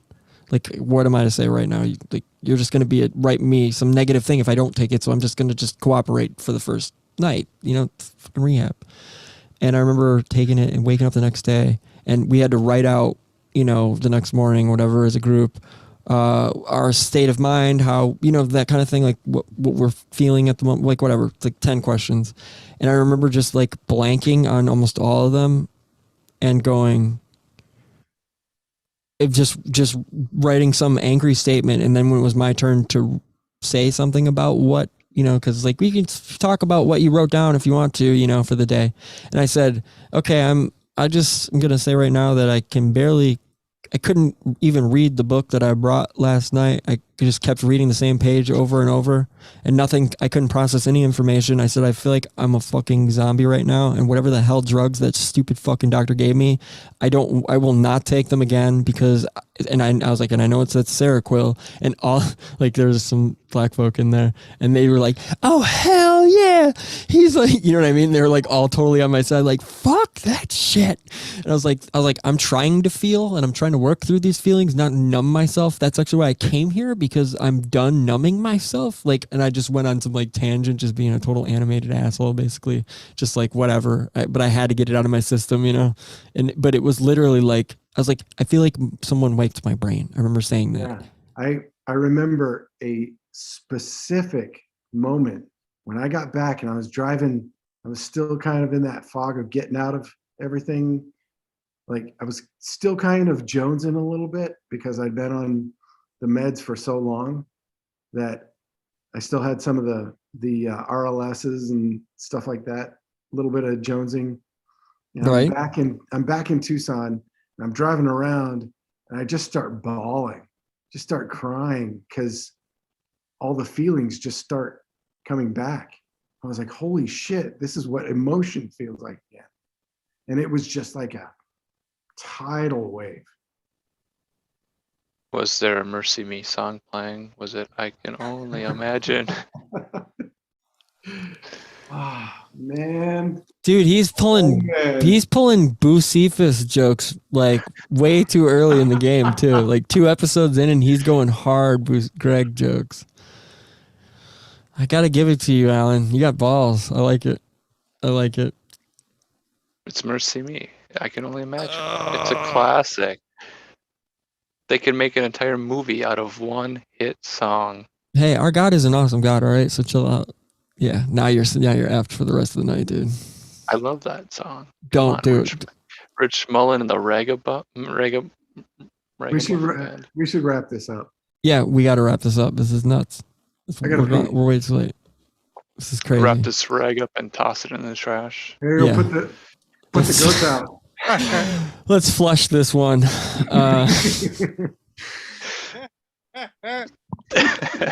This one is a stinker. Oh. Let's clean this bathroom up and call it. All right.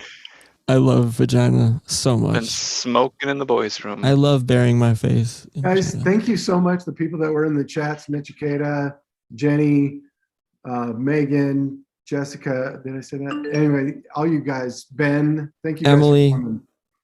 Yes, Ellie. Chiquita.